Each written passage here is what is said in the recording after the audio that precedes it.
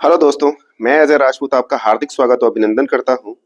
आज की वीडियो बेहद ही खास होने वाली है क्योंकि हम लोग आज दो टॉपिक पढ़ने वाले हैं। एक भारत पर मुस्लिम आक्रमण और दूसरा हम लोग दिल्ली सल्तनत पढ़ने वाले हैं। तो पूरी वीडियो को वॉच करने के लिए पूरे अंत तक वीडियो को देखें ताकि आपको सब कुछ क्लियर हो सके शुरू से अंत तक। ये वीडियो आपके आने वाले सभी एग्जामों के लिए अत्यंत महत्वपूर्ण साबित होगा, इसलिए हमारे साथ वीडियो में बने रहने के लिए और ऐसे ही वीडियो को देखने के लिए प्लीज चैनल को लाइक एंड सब्सक्राइब करें ताकि ऐसी ही वीडियो आपके पास सबसे पहले पहुंचे। चलिए चलते हैं, आज की वीडियो स्टार्ट करते हैं। भारत पर मुस्लिम आक्रमण में सबसे पहले हम देखेंगे अरब आक्रमण और दूसरा देखेंगे हम लोग तुर्क आक्रमण। अरब आक्रमणकारियों में मोहम्मद बिन कासिम, आक्रमणकारियों में मोहम्मद गौरी को हम लोग आज पढ़ने वाले हैं और डिटेल से हम लोग जानने वाले हैं कि कौन सबसे पहले आक्रमण कहां पर किया था। चलिए आगे बढ़ते हैं हम लोग।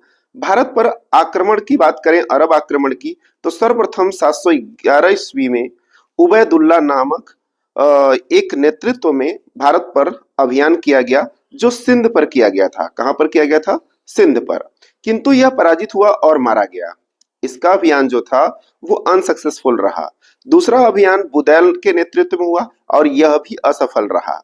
तीसरा अभियान 712 में मोहम्मद बिन कासिम के नेतृत्व में हुआ और मोहम्मद बिन कासिम ने सिंध के शासक दाहिर को पराजित कर दाहिर युद्ध करते हुए मारा गया। यानी सिंध पर विजय प्राप्त हुआ किसको? मोहम्मद बिन कासिम को। यानी आपसे कहा जाए सफल आक्रमणकारी, पहला अरब आक्रमणकारी कौन था? तो मोहम्मद बिन कासिम था। एक यहां से क्वेश्चन इंपॉर्टेंट हो जाता है, ठीक है। और इस युद्ध में दाहिर मारा जाता है, ठीक है, ये बात आपको ध्यान रखना है। मोहम्मद बिन कासिम ने 713 में मुल्तान को भी जीत लिया, यानी इसने सिंध के साथ साथ मुल्तान को भी जीत लिया, ठीक है ना। अब इस बात को ध्यान समझिएगा। देखिए ये आपका पूरा ये जो हिस्सा है इसी की बात किया जा रहा है, इधर मुल्तान है आपका, ठीक है। इस बात को ध्यान रखिएगा फिगर से भी। अरब आक्रमणकारियों के साथ साथ हम उन सभी आक्रमणकारियों को देखेंगे जो भारत पर समय समय पर आक्रमण किए। मोहम्मद बिन कासिम ने भारत पर सबसे पहले जजिया कर लगाया। तो दोस्तों ये बात तो आपको याद रखना है कि सबसे पहले भारत में जजिया कर किसने लगाया? तो मोहम्मद बिन कासिम ने लगाया, जो कि गैर मुसलमानों से लिया जाने वाला एक कर था और एक प्रकार का यह सुरक्षात्मक कर था। याद रखिएगा यह एक प्रकार का किस तरह का कर था? सुरक्षात्मक कर था, ठीक है। जजिया कर से संबंधित लोगों का मुक्त रखा गया था। जजिया कर से जो लोग मुक्त थे उनकी अगर बात करें हम, तो वो जजिया कर से मुक्त होने वाले व्यक्तियों की बात करेंगे तो बच्चों हो जाएंगे, बूढ़े हो जाएंगे, औरतें हो जाएंगी, विकलांग हो जाएगा वो ब्राह्मण, इनको जजिया कर से मुक्त रखा गया था, ठीक है दोस्तों। तो ये बात याद रखिएगा। फिरोज शाह तुगलक ने ब्राह्मणों पर भी जजिया कर लगाया। ये भी एक आपको नोट करने वाली बात है कि ब्राह्मणों पर जजिया कर किसने लगाया? तो फिरोज शाह तुगलक ने। और सर्वप्रथम जजिया कर किसने लगाया? मोहम्मद बिन कासिम ने। तो दोस्तों अब हम बात करते हैं भारत में विदेशी आक्रमण का संपूर्ण इतिहास की अगर बात करते हैं तो सर्वप्रथम प्राचीन काल की अगर बात करें तो ईरानियों ने सबसे पहले आक्रमण किया था, फिर यूनानियों ने, फिर हिंद यवन ने, फिर शकों ने, फिर पहलवों ने, फिर कुषाणों ने। ये जो है आक्रमणकारियों क्रम है, प्राचीन भारत में जो आक्रमणकारी रहे उनका ये क्रम है। बात करें यही मध्यकालीन में तो अरब आक्रमणकारी, तुर्क आक्रमणकारी और मंगोल आक्रमणकारी, इनका ये क्रम है मध्यकालीन भारत के इतिहास में। जबकि अगर यही बात करें हम आधुनिक भारत में तो आधुनिक भारत में सबसे पहले पुर्तगाली, फिर दोस्तों डच आए थे और उसके बाद अंग्रेज आए थे, ठीक है। ये बात आपको ध्यान रखना कि अंग्रेज डचों के बाद फिर डेनिश आए, फिर फ्रांसीसी और स्वीडिश आए। इस तरह से ये क्रम भी आपको याद रखना है, ये आपको इंटरचेंज कर लेना है, ठीक है दोस्तों। आइए आगे हम लोग डिस्कस करते हैं। भारत पर अरब आक्रमण अकबर ने 1564 में जजिया कर समाप्त किया। दोस्तों जजिया कर से संबंधित कुछ क्वेश्चन है, याद रखिएगा। सर्वप्रथम जजिया कर मोहम्मद बिन कासिम ने लगाया और अकबर ने 1564 में जजिया कर को समाप्त कर दिया। और औरंगजेब था 1679 में पुनः जजिया कर लगाया था। तो दोस्तों आप कमेंट करके बताएंगे मुगल बादशाहों में औरंगजेब का क्रम क्या था, ठीक है। आपके कमेंट का हमेशा मुझे इंतजार रहता है। आप लोगों को कमेंट से हमें प्रेरणा मिलती है कि आप लोग इच्छुक हैं सारी चीजों को जानने में। जजिया कर को अंतिम रूप से मोहम्मद शाह रंगीला ने समाप्त किया था। ये बात आपको याद रखना है कि जजिया कर को अंतिम रूप से किसने समाप्त किया? तो मोहम्मद शाह रंगीला, ठीक है, ये बात आपको याद रखना है। अरबों की सिंध विजय के कारण क्या थे?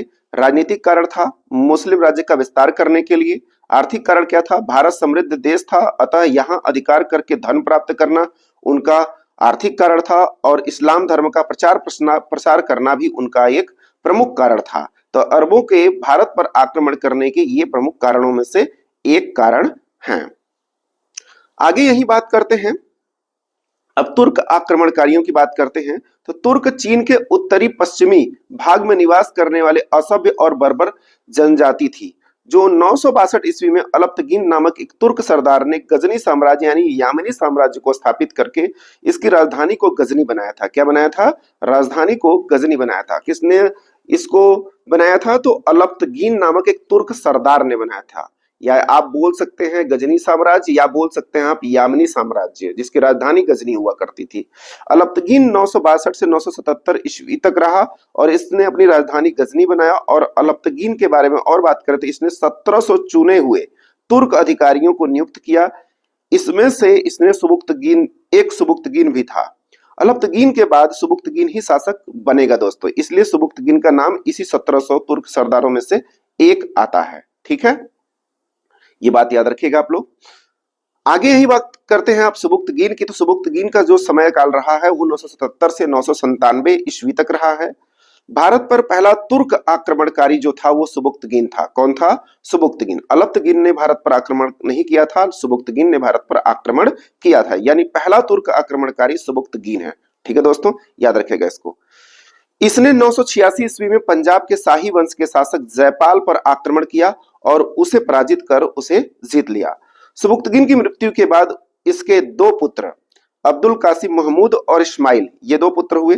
दोनों के मध्य उत्तराधिकार का युद्ध हुआ, जिसमें अब्दुल कासिम महमूद विजयी हुआ और अब्दुल कासिम महमूद गजनवी के नाम से शासक बना। किस नाम से? महमूद गजनवी के नाम से शासक बना। तो दोस्तों एक ये भी पॉइंट आपको याद रखना है कि कौन था वो जो महमूद गजनवी बना। तो वो था अब्दुल कासिम महमूद। क्या नाम था उसका? अब्दुल कासिम महमूद था। ठीक है दोस्तों, आगे बढ़ते हैं। अब देखिए, बात करते हैं महमूद गजनवी की। तो आप सभी जानते हैं महमूद गजनवी का व्यक्तित्व कैसा था। जिसका कार्यकाल की बात करें तो 998 से 1030 ईस्वी तक रहा। सुबुक्तगीन की मृत्यु के बाद गजनवी 998 में गद्दी पर बैठा और इसने 1000 ईस्वी से लेकर 1027 ईस्वी के बीच 17 बार भारत पर इसने आक्रमण किया। कितनी बार आक्रमण किया इसने? 17 बार आक्रमण किया है। और महमूद गजनवी ने सर्वप्रथम 1000 ईस्वी में भारत पर आक्रमण किया और पेशावर के कुछ हिस्सों में विजय प्राप्त करके अपने देश लौट गया। देखिए दोस्तों, ये एक लुटेरा प्रवृत्ति का था। किस प्रवृत्ति का था? लुटेरा प्रवृत्ति का था। धन लूटता और वापस चला जाता। गजनवी के कुछ हम लोग अभियान देख लेते हैं। प्रमुख अभियानों की बात कर ले तो इसके 17 आक्रमण हुए, जिनमें से 1001 से 2 में हिंदू शाही राज्य के खिलाफ राजा जयपाल के खिलाफ इसने पहला अभियान किया था, और 5 से 6 में मुल्तान पर आक्रमण किया था अब्दुल फतेह दाऊद के विरुद्ध, और 3 में जो है तीसरा इसका जो था वो 1008 से 9 के बीच हिंदू शाही राज्य आनंद पाल के विरुद्ध किया था, और 1012 से 13 थानेश्वर राजा राम के विरुद्ध किया। 1018 से 19 कन्नौज में इसने राज्यपाल के विरुद्ध किया, और 1020 से 21 में कालिंजर विद्याधर को पराजित किया, और 1025 में इसने भीम प्रथम को पराजित किया। सोमनाथ मंदिर को इसमें लूटा था। ठीक है ना, तो ये भी बात याद रखिएगा। और 1025 वाला जो है विभिन्न एग्जामों में बहुत बार पूछा गया है, इसलिए याद रखिएगा। सोमनाथ मंदिर को जो है इसने कब लूटा? तो 1025 ईस्वी में इसने लूटा था, जो यहाँ पे आप देख सकते हैं। 16वें आक्रमण में सोमनाथ मंदिर को लूटा। देखिए, सोमनाथ पे आक्रमण किया 15वें में, ठीक। उसके बाद 16वें में इसने सोमनाथ मंदिर को लूट डाला। मंदिर को लूटे जाने के क्रम में उस पर कुछ जाटों ने आक्रमण किया और उससे कुछ धन वापस लूट लिया, यानी लुटेरे से धन लूट लिया गया। ठीक है। महमूद गजनवी ने अंतिम आक्रमण 1027 ईस्वी में जाटों के विरुद्ध किया और 1030 में महमूद गजनवी की मौत हो जाती है। महमूद गजनवी के साथ फिरदौसी अलबर्नी उतबी इतिहासकार भारत आए थे। दोस्तों very very important, Firdausi Alberuni Utbi Mahmud Ghaznavi के साथ भारत आए थे। इनको आपको याद रखना है। ये एक अत्यंत महत्वपूर्ण प्रश्न बनते हैं कि गजनवी के साथ भारत कौन कौन आए थे। तो फिरदौसी अलबर्नी उतबी। फिरदौसी की रचना की बात करते हैं शाहनामा है, अलबर्नी की रचना की बात करते हैं तो किताबुल हिंद है, और उतबी की रचना की बात करते हैं तो किताबुल यामिनी है दोस्तों। ठीक है, आगे बढ़ते हैं हम लोग। महमूद गजनवी 98 से 1030 में आगे बात करते हैं तो महमूद गजनवी को बुत सिकन तथा मूर्ति भंजक भी कहा गया है। तो आप जानते ही हैं कि मूर्तियों को तोड़ने विखंडित करने में ही सबसे आगे था। भारतीय राजाओं को पराजित कर भारतीय राजनीतिक कमजोरी को उजागर कर दिया इसने। पंजाब, सिंध और मुल्तान में गजनवी जो था गवर्नरों की नियुक्ति कर मुस्लिम शासन की स्थापना किया और भारत में विदेशी आक्रमण का द्वार इसने खोल दिया, क्योंकि सबको लग रहा था पहले कि भारत के जो राजा हैं वो बहुत प्रतापी शासक हैं, लेकिन इसने उस चीज को साबित कर दिया कि अब विदेशी जो हैं वो आक्रमण करने के लिए, भारत पर आक्रमण करने के लिए, भारत से धन लूट के ले जाने के लिए तत्पर हो गए। भारतीय कला को नष्ट किया इसने। भारतीय धन गजनवी जो है अपने साथ गजनी ले गया। अब बात आएगी मोहम्मद गौरी की। गौरी की बात करते हैं तो 12वीं शताब्दी के मध्य गौर वंश का उदय हुआ। उसके साम्राज्य का आधार उत्तरी पश्चिमी अफगानिस्तान था। ठीक है दोस्तों, क्या था? उत्तर पश्चिम अफगानिस्तान के हिस्से में ये इसका साम्राज्य आता था। 1173 में सिहाबुद्दीन मोहम्मद गौरी गौर वंश का शासक बना, या गौर का शासक बना। गौर वंश नहीं दोस्तों, गौर का शासक बना। 1175 में इसने मुल्तान पर आक्रमण किया और इसकी पहली वजह थी, इसकी पहली विजय थी दोस्तों, याद रखिएगा, इस चीज को, पहली विजय थी। 1178 में इसने राजस्थान पर आक्रमण किया, किंतु यहाँ के शासक भीम द्वितीय उसे बुरी तरह से पराजित कर, तथा तुर्क आक्रमणकारियों की पहली पराजय थी ये, तुर्क आक्रमणकारियों की पहली पराजय। देखिए दोस्तों, भीम द्वितीय शासक वो शासक थे जिन्होंने उसे बुरी तरह से पराजित किया, और तुर्क आक्रमणकारियों पहली पराजय प्राप्त करने वाला जो शासक था मोहम्मद गौरी था। 1191 में तराइन का प्रथम युद्ध हुआ और मोहम्मद गौरी और पृथ्वीराज चौहान के बीच युद्ध हुआ। इस युद्ध में गौरी जो है पराजित हुआ, पृथ्वीराज चौहान की जो जीत हुई। दोस्तों, हमको पृथ्वीराज चौहान के बारे में सिर्फ 2 युद्धों के बारे में बताया जाता है, एक तराइन का प्रथम युद्ध और तराइन का द्वितीय युद्ध, जबकि पृथ्वीराज चौहान ने गौरी को 17 बार हराया था, 17 बार पराजित किया था गौरी को। तो दोस्तों ये बात याद रखिएगा। हमारे इतिहासकार पता नहीं कैसे रहे हैं जो इतिहास के इस बारे में जानकारी कम देते हैं, जबकि मुस्लिम आक्रमणकारियों के विषय में हमको जानकारी ज्यादा मिलती है। जैसे मुगल वंश हो गया, जैसे अरब आक्रमणकारी, जैसे तुर्क आक्रमणकारी, इनके विषय में हमको जानकारी ज्यादा मिलती है, लेकिन जो विश्व फतह करने वाले राजा भारत के रहे हैं वो लोग के बारे में इतनी जानकारी नहीं मिलती है।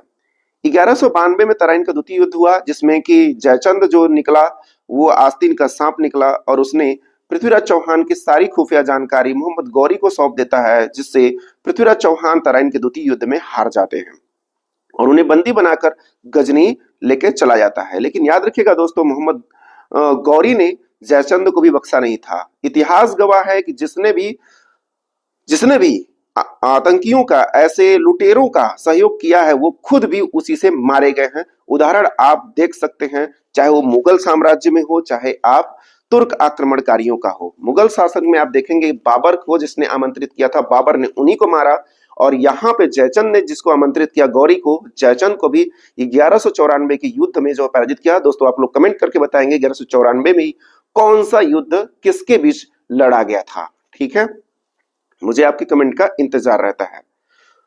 मोहम्मद गौरी की बात करते हैं तो मोहम्मद गौरी के भारत अभियान के संदर्भ में बात कर लेते हैं। तो 1175 में इसने मुल्तान पर आक्रमण किया, और उस समय वहां के राजा थे करमाथी जो है वंश के थे, और 1178 में गुजरात भीम द्वितीय। ठीक है, 1181 में पंजाब जो कि खुसरो मलिक था, और 1186 में पंजाब खुसरो मलिक ही था यहाँ का भी, और 1191 में तराइन में युद्ध हुआ, पृथ्वीराज चौहान थे, और द्वितीय भी पृथ्वीराज चौहान थे तराइन के द्वितीय युद्ध में। और 1194 का देखिए दोस्तों, वही युद्ध है चंदावर का या कन्नौज का युद्ध है, जिसमें जयचंद को गौरी ने पराजित किया था। 1195 में बयाना का युद्ध हुआ, जिसमें कुमारपाल को पराजित किया, और खोखरों के बीच युद्ध हुआ 1205 में। ठीक है दोस्तों, तो ये थे मोहम्मद गौरी के भारतीय अभियान। ठीक है, जिनमें प्रमुख रूप से आप ये 3 युद्ध याद रखिए, तराइन का द्वितीय युद्ध और चंदावर या कन्नौज का युद्ध आपको याद रखना है। और ये 1178 का भीम द्वितीय के साथ लड़ा गया युद्ध, जिसमें तुर्क आक्रमणकारी पहली बार पराजित होते हैं। बात करें आगे तो 1205 में गौरी ने अपना अंतिम युद्ध जो है पंजाब के खोखर जातियों के विरुद्ध लड़ा। मोहम्मद गौरी के सेनापतियों द्वारा विजित क्षेत्र कुतुबुद्दीन ऐबक जो है इसका सेनापति था और बख्तियार खिलजी भी इनका ही सेनापति था। तो कुतुबुद्दीन ऐबक ने अजमेर विजय किया, बदायूं विजय किया, बुंदेलखंड विजय किया। तो 1196 में, 1197 में और 1202 से 3 के बीच कुतुबुद्दीन ऐबक ने इन राज्यों को विजिट किया और बख्तियार खिलजी वही देखिए सेनापति है दोस्तों जिसने नालंदा विश्वविद्यालय को ध्वस्त कराया था। ठीक है, 1197 में बिहार विजय और 1205 में बंगाल विजय, इसका नेतृत्व करने वाला ये सेनापति है। 1198 में मोहम्मद गौरी के सेनापति बख्तियार खिलजी ने नालंदा विश्वविद्यालय का ध्वस्त किया था। ये बात भी आपको याद रखना है दोस्तों। किस वर्ष? तो 1198 में। तो दोस्तों ये आक्रमणकारियों का काल रहा। अब बात करेंगे हम लोग दिल्ली सल्तनत की, जो आक्रमणकारी आए और अपने ही सेनापतियों को यहाँ का शासक बना के लौट गए। दिल्ली सल्तनत 1206 से शुरू होता है और 1526 ईस्वी तक चलता है, जब तक बाबर आक्रमण नहीं करेगा दोस्तों, तब तक ये दिल्ली सल्तनत चलता रहेगा। यानी दिल्ली सल्तनत का इतिहास की बात करें तो 320 वर्षों का इतिहास रहा है, जिसमें 5 राजवंश रहे हैं। कितने राजवंश? 5 राजवंश रहे हैं, जिसमें गुलाम वंश, खिलजी वंश, तुगलक वंश, सैयद वंश, लोधी वंश। ट्रिक से याद रखिएगा, गुखी टू सैलो। दोस्तों कैसा ट्रिक है? गुखी टू सैलो। ये ट्रिक आपको याद रखना है, गुखी टू सैलो। ये ट्रिक आप याद रख के आसानी से जो है दोस्तों इनका क्रम याद रख सकते हो कि वो क्रम क्या है वो दिल्ली सल्तनत का। ठीक है, दिल्ली सल्तनत में गुलाम वंश का कार्यकाल जो रहा वो 1206 से 1290 तक गुलाम वंश का शासन रहा, और खिलजियों का जो शासन था 1290 से 1320 तक रहा, और तुगलकों का शासन 1320 से 1414 ईस्वी तक रहा। तो दोस्तों आप एक चीज नोटिस करेंगे कि यहाँ पे गुलामों का जो शासन रहा लगभग 84 सालों का रहा, लेकिन अब खिलजियों का देखेंगे तो 1290 से 1320 यानी लगभग 30 सालों का रहा। और यही बात करेंगे अगर तुगलकों की 1320 से लेकर 1414 तक यानी 94 सालों तक इनका शासन रहा, 94। ठीक है, और सैयदों का शासन की बात करेंगे तो 14 से 51, यानी दोस्तों यहाँ पे आप देखेंगे तो कुल आपको कितने साल का गैप मिलता है? कुल 37 सालों का गैप मिलता है। कितने सालों का? 37 सालों का गैप मिलता है। जबकि लोधियों की अगर बात करें तो 1451 से 1526 यानी 49 साल उधर और 26 साल इधर, 49 और 226 साल इधर जोड़ देंगे तो कितना हो जाएगा? 75 साल। 75 साल जो है शासन किया किसने? लोधियों ने। यानी दोस्तों सबसे अधिक शासन जिसने किया वो शासक थे कौन? तो वो शासक थे तुगलक वंश। वो शासक कौन थे? तुगलक वंशों ने ये शासन सबसे ज्यादा किया है। और सबसे कम की बात करेंगे दोस्तों तो वो सबसे कम जो है खिलजियों ने शासन किया है दिल्ली सल्तनत में। तो दोस्तों ये क्रम जरूर याद रखिएगा, सबसे ज्यादा एवं सबसे कम। आगे बढ़ते हैं हम लोग, ये वही पेज आ गया है। दूसरा पेज की बात करते हैं, ये रहा आपके सामने। इस वंश को गुलाम वंश या दास वंश इसलिए कहते हैं क्योंकि इस वंश का जो संस्थापक था कुतुबुद्दीन ऐबक, वह मोहम्मद गौरी का गुलाम था। क्या था? मोहम्मद गौरी का गुलाम। इसीलिए इस वंश को दास वंश या गुलाम वंश कहा जाता है। ठीक है दोस्तों, याद रखिएगा इस बात को। कुछ विद्वान इसे मामलुक वंश के नाम से भी जानते हैं, जिसका अर्थ होता है स्वतंत्र माता पिता के गुलाम संतान। स्वतंत्र माता पिता की गुलाम संतान को इसके एक नाम दिया जाता है मामलुक वंश। अगर बात करेंगे गुलाम वंश के शासकों की तो ऐबक रहे हैं पहले शासक, दूसरे हैं आराम शाह, तीसरे हैं इल्तुतमिश, चौथे हैं रुकनुद्दीन फिरोज शाह, पांचवी है रजिया सुल्तान, दिल्ली सल्तनत की पहली मुस्लिम शासिका या महिला शासिका। अगला है छठे नंबर पे बहराम शाह, सातवें नंबर पे अलाउद्दीन महमूद शाह, आठवें नंबर पे नसीरुद्दीन महमूद, नौवें नंबर पे बलबन, और 10वें नंबर पे कैकुबाद, और 11वें नंबर पे शमसुद्दीन कैमूर्स जो है ये रहा गुलाम वंश का अंतिम शासक। पहला कुतुबुद्दीन ऐबक और अंतिम जो शासक रहा वो शमसुद्दीन कैमूर्स रहा, या क्यूमर्स बोलते हैं दोस्तों, याद रखिएगा इसको। ठीक है, तो चलिए चलते हैं आगे हम लोग और एक एक को ध्यान से पूरे डिटेल्स में जानते हैं। आइए, कुतुबुद्दीन ऐबक दिल्ली सल्तनत का पहला सुल्तान था। इसी को दिल्ली का गुलाम वंश का संस्थापक कहा जाता है। कुतुबुद्दीन ऐबक गौरी का गुलाम था। जब मोहम्मद गौरी ने भारत में लूटपाट कर रहा था तो अफगान गया और उसने भारत में अपने दासों को नियुक्त किया। जो भारत में उनके नाम से शासन किए, जो भारत में उनके नाम से शासन किया। राज्यारोहण की बात करें तो मोहम्मद गौरी की मृत्यु के बाद 25 जून 1206 में कुतुबुद्दीन ऐबक का राज्यारोहण लाहौर में किया गया था। कहां किया गया था? लाहौर में इसका राज्यारोहण किया गया था कुतुबुद्दीन ऐबक का। ठीक है, उसने लाहौर को ही अपनी क्या बनाया? राजधानी बनाया। तो दोस्तों याद रखिएगा, कुतुबुद्दीन ऐबक की जो पहली राजधानी थी वो कौन थी? लाहौर। जब यह स्वतंत्र शासक बना तब यह दास्ता से मुक्त नहीं था, इसलिए इसने सुल्तान की उपाधि धारण नहीं की, बल्कि मलिक और सिपह सालार की उपाधि के साथ इसने शासन किया। यानी अगर वास्तविक सुल्तान कहा जाए दिल्ली का पहला, तो दिल्ली का वास्तविक सुल्तान पहला ये नहीं था। कमेंट करके बताएंगे दिल्ली का प्रथम सुल्तान कौन था। देखें, ऐबक की उपाधियों की बात करते हैं तो लाख बख्श इसे कहा जाता था, लाख बख्श या लखता कहा जाता था। तो लखता या लाख बख्श इसे लाखों के दान के कारण इसे कहा जाता था। ठीक है, हातिम ताई इसे कहा जाता था, कुरान ख्वां भी इसे कहा जाता था। ऐबक के दरबारी विद्वान थे हसन निजामी और फक्र ए मुद्दाबिर, ये इसके क्या थे? दरबारी विद्वान थे। ठीक है, तो इसकी उपाधियां हो गई और इसके दरबार के ये विद्वान हो गए। याद रखिएगा, लाख बख्श बहुत ज्यादा पूछा जाता है और हातिम ताई भी याद रखिएगा, इसी की एक उपाधि है। आगे बात करते हैं दोस्तों, तो कुतुबुद्दीन ऐबक ने कुतुब मीनार नामक एक सूफी ख्वाजा कुतुबुद्दीन बख्तियार काकी के नाम पर कुतुब मीनार की आधारशिला रखी, जो कुतुबुद्दीन ऐबक द्वारा इसकी रखी गई थी, किंतु इल्तुतमिश ने इसे पूरा कराया था। ठीक है दोस्तों, ये बात आपको याद रखना है। और ये कहाँ है, कमेंट करके आप लोग बताएंगे कुतुब मीनार कहाँ पर स्थित है। कुतुब मीनार 2 मंजिलों का निर्माण कुतुबुद्दीन ऐबक ने करवाया था और शेष 3 मंजिलों का निर्माण इल्तुतमिश ने पूरा किया था। ठीक है दोस्तों, और इस मीनार के शीर्ष पर बिजली गिर जाने के कारण शीर्ष का पुनर्निर्माण फिरोज शाह तुगलक द्वारा करवाया गया। तो दोस्तों कुतुब मीनार में 3 शासकों का योगदान रहा है। अंतिम शीर्ष पे बिजली गिर जाती है तो टूट जाता है, जिसके परिणाम स्वरूप फिरोज शाह तुगलक उसका पुनर्निर्माण करवाते हैं, जिस कारण इन तीनों लोगों का आपके किसमें? कुतुब मीनार में नाम आता है। ठीक है, आइए आगे बढ़ते हैं हम लोग। कुव्वत उल इस्लाम मस्जिद, देखिए कुतुबुद्दीन ऐबक द्वारा जो कुतुब मीनार बनवाया गया है उसी के पास कुव्वत उल इस्लाम मस्जिद है, जो कि दिल्ली में है, और 2.5 दिन का झोपड़ा जो राजस्थान में है, जिसने किसने बनवाया? ये आपका कुतुबुद्दीन ऐबक ने बनवाया। ऐबक जो था उसने इसका निर्माण करवाया। कब करवाया? तो 1192 से 1194 के आसपास इनका निर्माण करवाया। और मूल रूप से यह पहले एक बहुत बड़ा संस्कृत विश्वविद्यालय था। दोस्तों बात हो रही है यहाँ पे 2.5 दिन के झोपड़े की।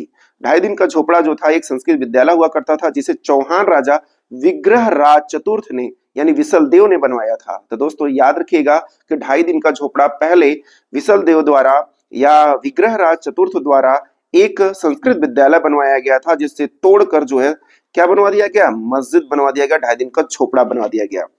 मस्जिद में परिवर्तन मोहम्मद गौरी के आदेश पर कुतुबुद्दीन ऐबक ने तोड़कर इसे मस्जिद में कन्वर्ट कर दिया था। किसको? 2.5 दिन का झोपड़ा जो पहले एक विद्यालय हुआ करता था, ये बात आपको ध्यान रखनी है।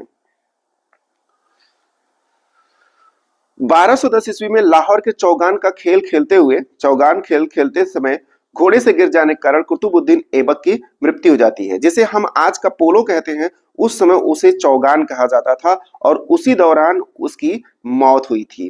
तो दोस्तों याद रखिएगा, ये जो घोड़ा था उसका नाम था सुभ्रक। क्या नाम था? सुभ्रक। सुभ्रक नामक घोड़ा जो था वो जो है, कहा जाता है, ऐसी कहावतें हैं दोस्तों कि घोड़े ने अपने जो है पैर से कुचल के मार डाला था कुतुबुद्दीन ऐबक को। तो आइए इसके संदर्भ में बात करते हैं। कुतुबुद्दीन ऐबक की मृत्यु 1210 में लाहौर में चौगान यानी पोलो का ही एक रूप है, खेल खेलते समय घोड़े से गिरकर हो जाती है। घोड़े का नाम सुभ्रक था, जो प्रिंस कर्ण सिंह मेवाड़ के प्रति काफी वफादार था। घोड़े से गिरने के कारण उन्हें गंभीर चोट आई और उनकी तत्काल मौत हो जाती है। किसकी? कुतुबुद्दीन ऐबक की। कहा तो ऐसा जाता है कि घोड़े ने जानबूझकर इन्हें गिराया और जान से मार दिया। कुतुबुद्दीन ऐबक की मृत्यु के बाद इसके पुत्र आराम शाह को लाहौर की गद्दी पर बैठाया गया, जो एक अयोग्य शासक था। इसने केवल 8 महीने तक ही शासन किया और 1211 में इल्तुतमिश ने इसे हटाकर खुद शासक बन गया। दोस्तों ये इल्तुतमिश क्या है, कि कुतुबुद्दीन ऐबक का ये गुलाम है, यानी इसे इसीलिए गुलामों का गुलाम कहा जाता है किसको, इल्तुतमिश को। आराम शाह को गद्दी से हटाने के बाद इल्तुतमिश अगला शासक बना। यह कुतुबुद्दीन ऐबक का दामाद गुलाम था, यानी दामाद भी था और गुलाम भी था। तो दोनों बात याद रखिएगा दोस्तों, इल्तुतमिश कुतुबुद्दीन ऐबक का दामाद और गुलाम दोनों था, जो कि कुतुबुद्दीन ऐबक के समय बदायूं का सूबेदार था। इल्तुतमिश ने दिल्ली को अपनी राजधानी बनाया। इल्तुतमिश ने बगदाद के खलीफा से सुल्तान की उपाधि धारण की। देखिए दोस्तों, सुल्तान की उपाधि धारण करने वाला पहला वास्तविक संस्थापक जो बना दिल्ली सल्तनत का, वो इल्तुतमिश बना। जब मंगोल आक्रमणकारी चंगेज खान ने जलालुद्दीन मांगबरनी पर आक्रमण किया, तब जलालुद्दीन मांगबरनी ने इल्तुतमिश से शरण मांगी, तो इसने शरण देने से साफ मना कर दिया, क्योंकि चंगेज खां के आक्रमण से अपनी रक्षा हो सके इसके लिए उसने उसको शरण प्रदान नहीं किया। क्योंकि चंगेज खां ऐसा शासक था दोस्तों, जो दुनिया में हर एक बादशाह उससे खौफ खाता था, क्योंकि एक ऐसा शासक था ये कि जिस रास्ते से गुजरता था उस पूरे रास्ते को साफ कर देता था। कहा तो ये भी जाता है दोस्तों इसके बारे में कि इसके वंशज आज भी 3 करोड़ प्लस हैं, आज भी इसके वंशज 3 करोड़ प्लस हैं चंगेज खां के। तो दोस्तों इतना क्रूर शासक था ये कि जिस राज्य को जीतता था उस राज्य की सबसे सुंदर सुंदर स्त्रियों को अपने पास हरम में रखता था, और उससे उत्पन्न बच्चे जो होते थे उन्हीं से उत्पन्न बच्चों से आज इसकी संख्या इतनी बढ़ चुकी है। आगे बात करते हैं, इसने सल्तनत काल के 3 महत्वपूर्ण अंग इकता सेना मुद्रा प्रणाली का गठन किया। किसने, इल्तुतमिश ने इकता सेना मुद्रा प्रणाली का गठन किया। इकता प्रणाली धन के स्थान पर वेतन के रूप में भूमि दी जाने वाली प्रथा थी। मतलब दोस्तों अब जो है वेतन नहीं दिया जाएगा, वेतन के बदले भूमि दी जाएगी। सेना क्या थी, 40 तुर्क सरदारों का एक सलाहकार परिषद बनाया इसने, जिसे तुर्क ए चिहलगानी कहता था। क्या कहता था, तुर्क ए चिहलगानी या दल चालीसा के नाम से जाना जाता था। 40 सरदारों का सलाहकार था, एक परिषद था जिसको दल चालीसा या तुर्क ए चिहलगानी कहा जाता था। ठीक है दोस्तों, तो ये बात आपको ध्यान रखनी है कि यह सेना व्यवस्था किसने बनाया था, तो उसी ने बनाया था। बात करें मुद्रा प्रणाली की, तो इसने टंका, चांदी का सिक्का जारी किया था जिसको टंका नाम दिया था, और तांबे का सिक्का इसने चलाया था जिसको जो है इससे जीतल नाम दिया था। तो दोस्तों याद रखिएगा, टंका व जीतल नामक सिक्का जो है वो इल्तुतमिश द्वारा चलाया गया था। ठीक है, इल्तुतमिश की विजयों की बात कर लेते हैं, तो 1215 में तराइन के तृतीय युद्ध में ताजुद्दीन एल्दौज को पराजित किया। तराइन का आप लोग 1 और 2 ही युद्ध पढ़ते हैं, लेकिन तीसरा युद्ध 1215 में हुआ था। 1191, 92 और 1215 में तृतीय युद्ध हुआ था, जिसमें ताजुद्दीन एल्दौज को पराजित किया था इल्तुतमिश ने। ये बात याद रखिएगा। 1217 में मंसूरा के युद्ध में नसरुद्दीन कुबाचा को पराजित किया, और 1226 में बंगाल विजय की यहाँ के शासक गयासुद्दीन को पराजित किया, और 1227 में सिंध व मुल्तान विजय नसरुद्दीन कुबाचा को पराजित करके सिंध व मुल्तान को अपने अधीन कर लिया। 1226 से 1231 तक राजपूतों पर इसने विजय प्राप्त किया, और 1235 में पंजाब के खोखरों पर भी इसने विजय प्राप्त किया। ठीक है दोस्तों, तो ये इसके कुछ प्रमुख विजय हो गई। याद रखिएगा, इसने तराइन का तृतीय युद्ध भी लड़ा है, इसने मंसूरा का युद्ध लड़ा है, इसने बंगाल विजय किया है, इसने सिंध एवं मुल्तान को भी जीता है, इसने राजपूतों पर भी विजय प्राप्त किया है तथा खोखरों पर भी इसने विजय प्राप्त किया है। आइए आगे बढ़ते हैं, हम लोग बात करते हैं इल्तुतमिश से न्याय मांगने के लिए लाल वस्त्र पहनने की परंपरा को चलाया गया था। लाल वस्त्र पहनने की परंपरा चलाई गई थी, जिसको भी न्याय की जरूरत होगी वो लाल वस्त्र पहनकर उपस्थित हो और उसे न्याय दिया जाएगा। 1236 में इल्तुतमिश की मृत्यु हो गई। इसने अपने जीवन काल में रजिया सुल्तान को उत्तराधिकारी नियुक्त कर दिया था। किसको नियुक्त किया था, रजिया सुल्तान को अपना उत्तराधिकारी इल्तुतमिश ने नियुक्त कर दिया था। इल्तुतमिश की मृत्यु के बाद 40 सरदारों ने रजिया को शासक ना बनाकर रुकनुद्दीन फिरोज शाह को सुल्तान बनाया, जो कि इल्तुतमिश का सबसे छोटा बेटा था। देखिए दोस्तों, जैसे आज महिलाओं की स्थिति इतनी सुदृढ़ नहीं है, तो सोचिए जरा उस टाइम पे महिलाओं की स्थिति कितनी सुदृढ़ रही है। आज भी महिलाओं को पुरुष जो है दबा के रखना चाहता है, तो उस समय की क्या हालत रही होगी। और उसी का परिणाम देखने को मिलता है कि जो 40 तुर्क सरदार थे उनको बिल्कुल भी पसंद नहीं था कि हमारे ऊपर कोई महिला शासन करे। ठीक है, इसीलिए उन लोगों ने रजिया को गद्दी पे न बैठा के अब इल्तुतमिश के छोटे बेटे रुकनुद्दीन फिरोज शाह को गद्दी पर बैठा दिया। रजिया ने न्याय के लिए लाल वस्त्र पहनकर जुम्मे के दिन, दोस्तों याद रखिएगा, लाल वस्त्र पहनकर जुम्मे के दिन जनता के बीच पहुंची और न्याय की मांग की। जनता के हस्तक्षेप के बाद वह शासिका बनी, यानी जनता का जब हस्तक्षेप हुआ तो वह दिल्ली सल्तनत की शासिका बनी। आगे बात करते हैं। रजिया एक दृष्टि में अगर देखें तो रजिया दिल्ली की प्रथम महिला और मुस्लिम सुल्तान बनी, महिला और मुस्लिम सुल्तान बनी। रजिया ने जमालुद्दीन याकूत को प्रोन्नत करके अमीर आखूर यानी अश्वशाला का प्रधान बना दिया, अश्वशाला का प्रधान। तुर्क अमीरों ने रजिया का जमालुद्दीन याकूत से प्रेम संबंध का अफवाह फैलाया और उसके खिलाफ लोगों को भड़काया, और जो है लोगों को भड़काने के परिणाम स्वरूप क्या होता है कि रजिया जो है तबर हिंद के सूबेदार अल्तुनिया से पराजित हुई और अंततः दोनों ने विवाह कर लिया। जब रजिया एक युद्ध लड़ती है तबर हिंद के सूबेदार से अल्तुनिया से, तो अल्तुनिया से पराजित हो जाती है, तो वो दोनों क्या करते हैं, विवाह कर लेते हैं। और 1240 में कैथल के निकट रजिया व अल्तुनिया की हत्या कर दी जाती है। कहा जाता है तुर्क सरदारों की ये राजनीति और रणनीति का ये परिणाम था जिसमें दोनों को मार दिया जाता है, क्योंकि उनको बिल्कुल गंवारा नहीं था कि कोई महिला उनके ऊपर शासन करे। इल्तुतमिश का उत्तराधिकारी की बात करें तो रुकनुद्दीन हुआ, इल्तुतमिश का पुत्र था, रजिया बनी जो कि उसकी पुत्री थी। फिर उसके बाद शासक बनते हैं बहराम शाह, इल्तुतमिश का जो था पुत्र था, ये भी एक पुत्र ही था। उसके बाद शासक बना अलाउद्दीन मसूद शाह बना, जो कि रुकनुद्दीन फिरोज शाह का ये क्या था, बेटा था, ठीक है। और नसरुद्दीन महमूद शाह जो था इल्तुतमिश का पौत्र था, ये भी बात आपको याद रखना है। तो ये जो है शासक बनते हैं किसके बेटे के रूप में, इल्तुतमिश के पुत्र और पौत्र के रूप में। यहीं आगे हम डिस्कस करेंगे किसके बारे में, नसरुद्दीन महमूद शाह के बारे में, जो 1246 से 1266 तक गद्दी पर बैठता है। नसरुद्दीन महमूद शाह दिल्ली सल्तनत का 8वां शासक बना। तो दोस्तों याद रखिए ये 8वां शासक था और धार्मिक प्रवृत्ति का सुल्तान था। ये किस प्रवृत्ति का, धार्मिक प्रवृत्ति का यह सुल्तान था।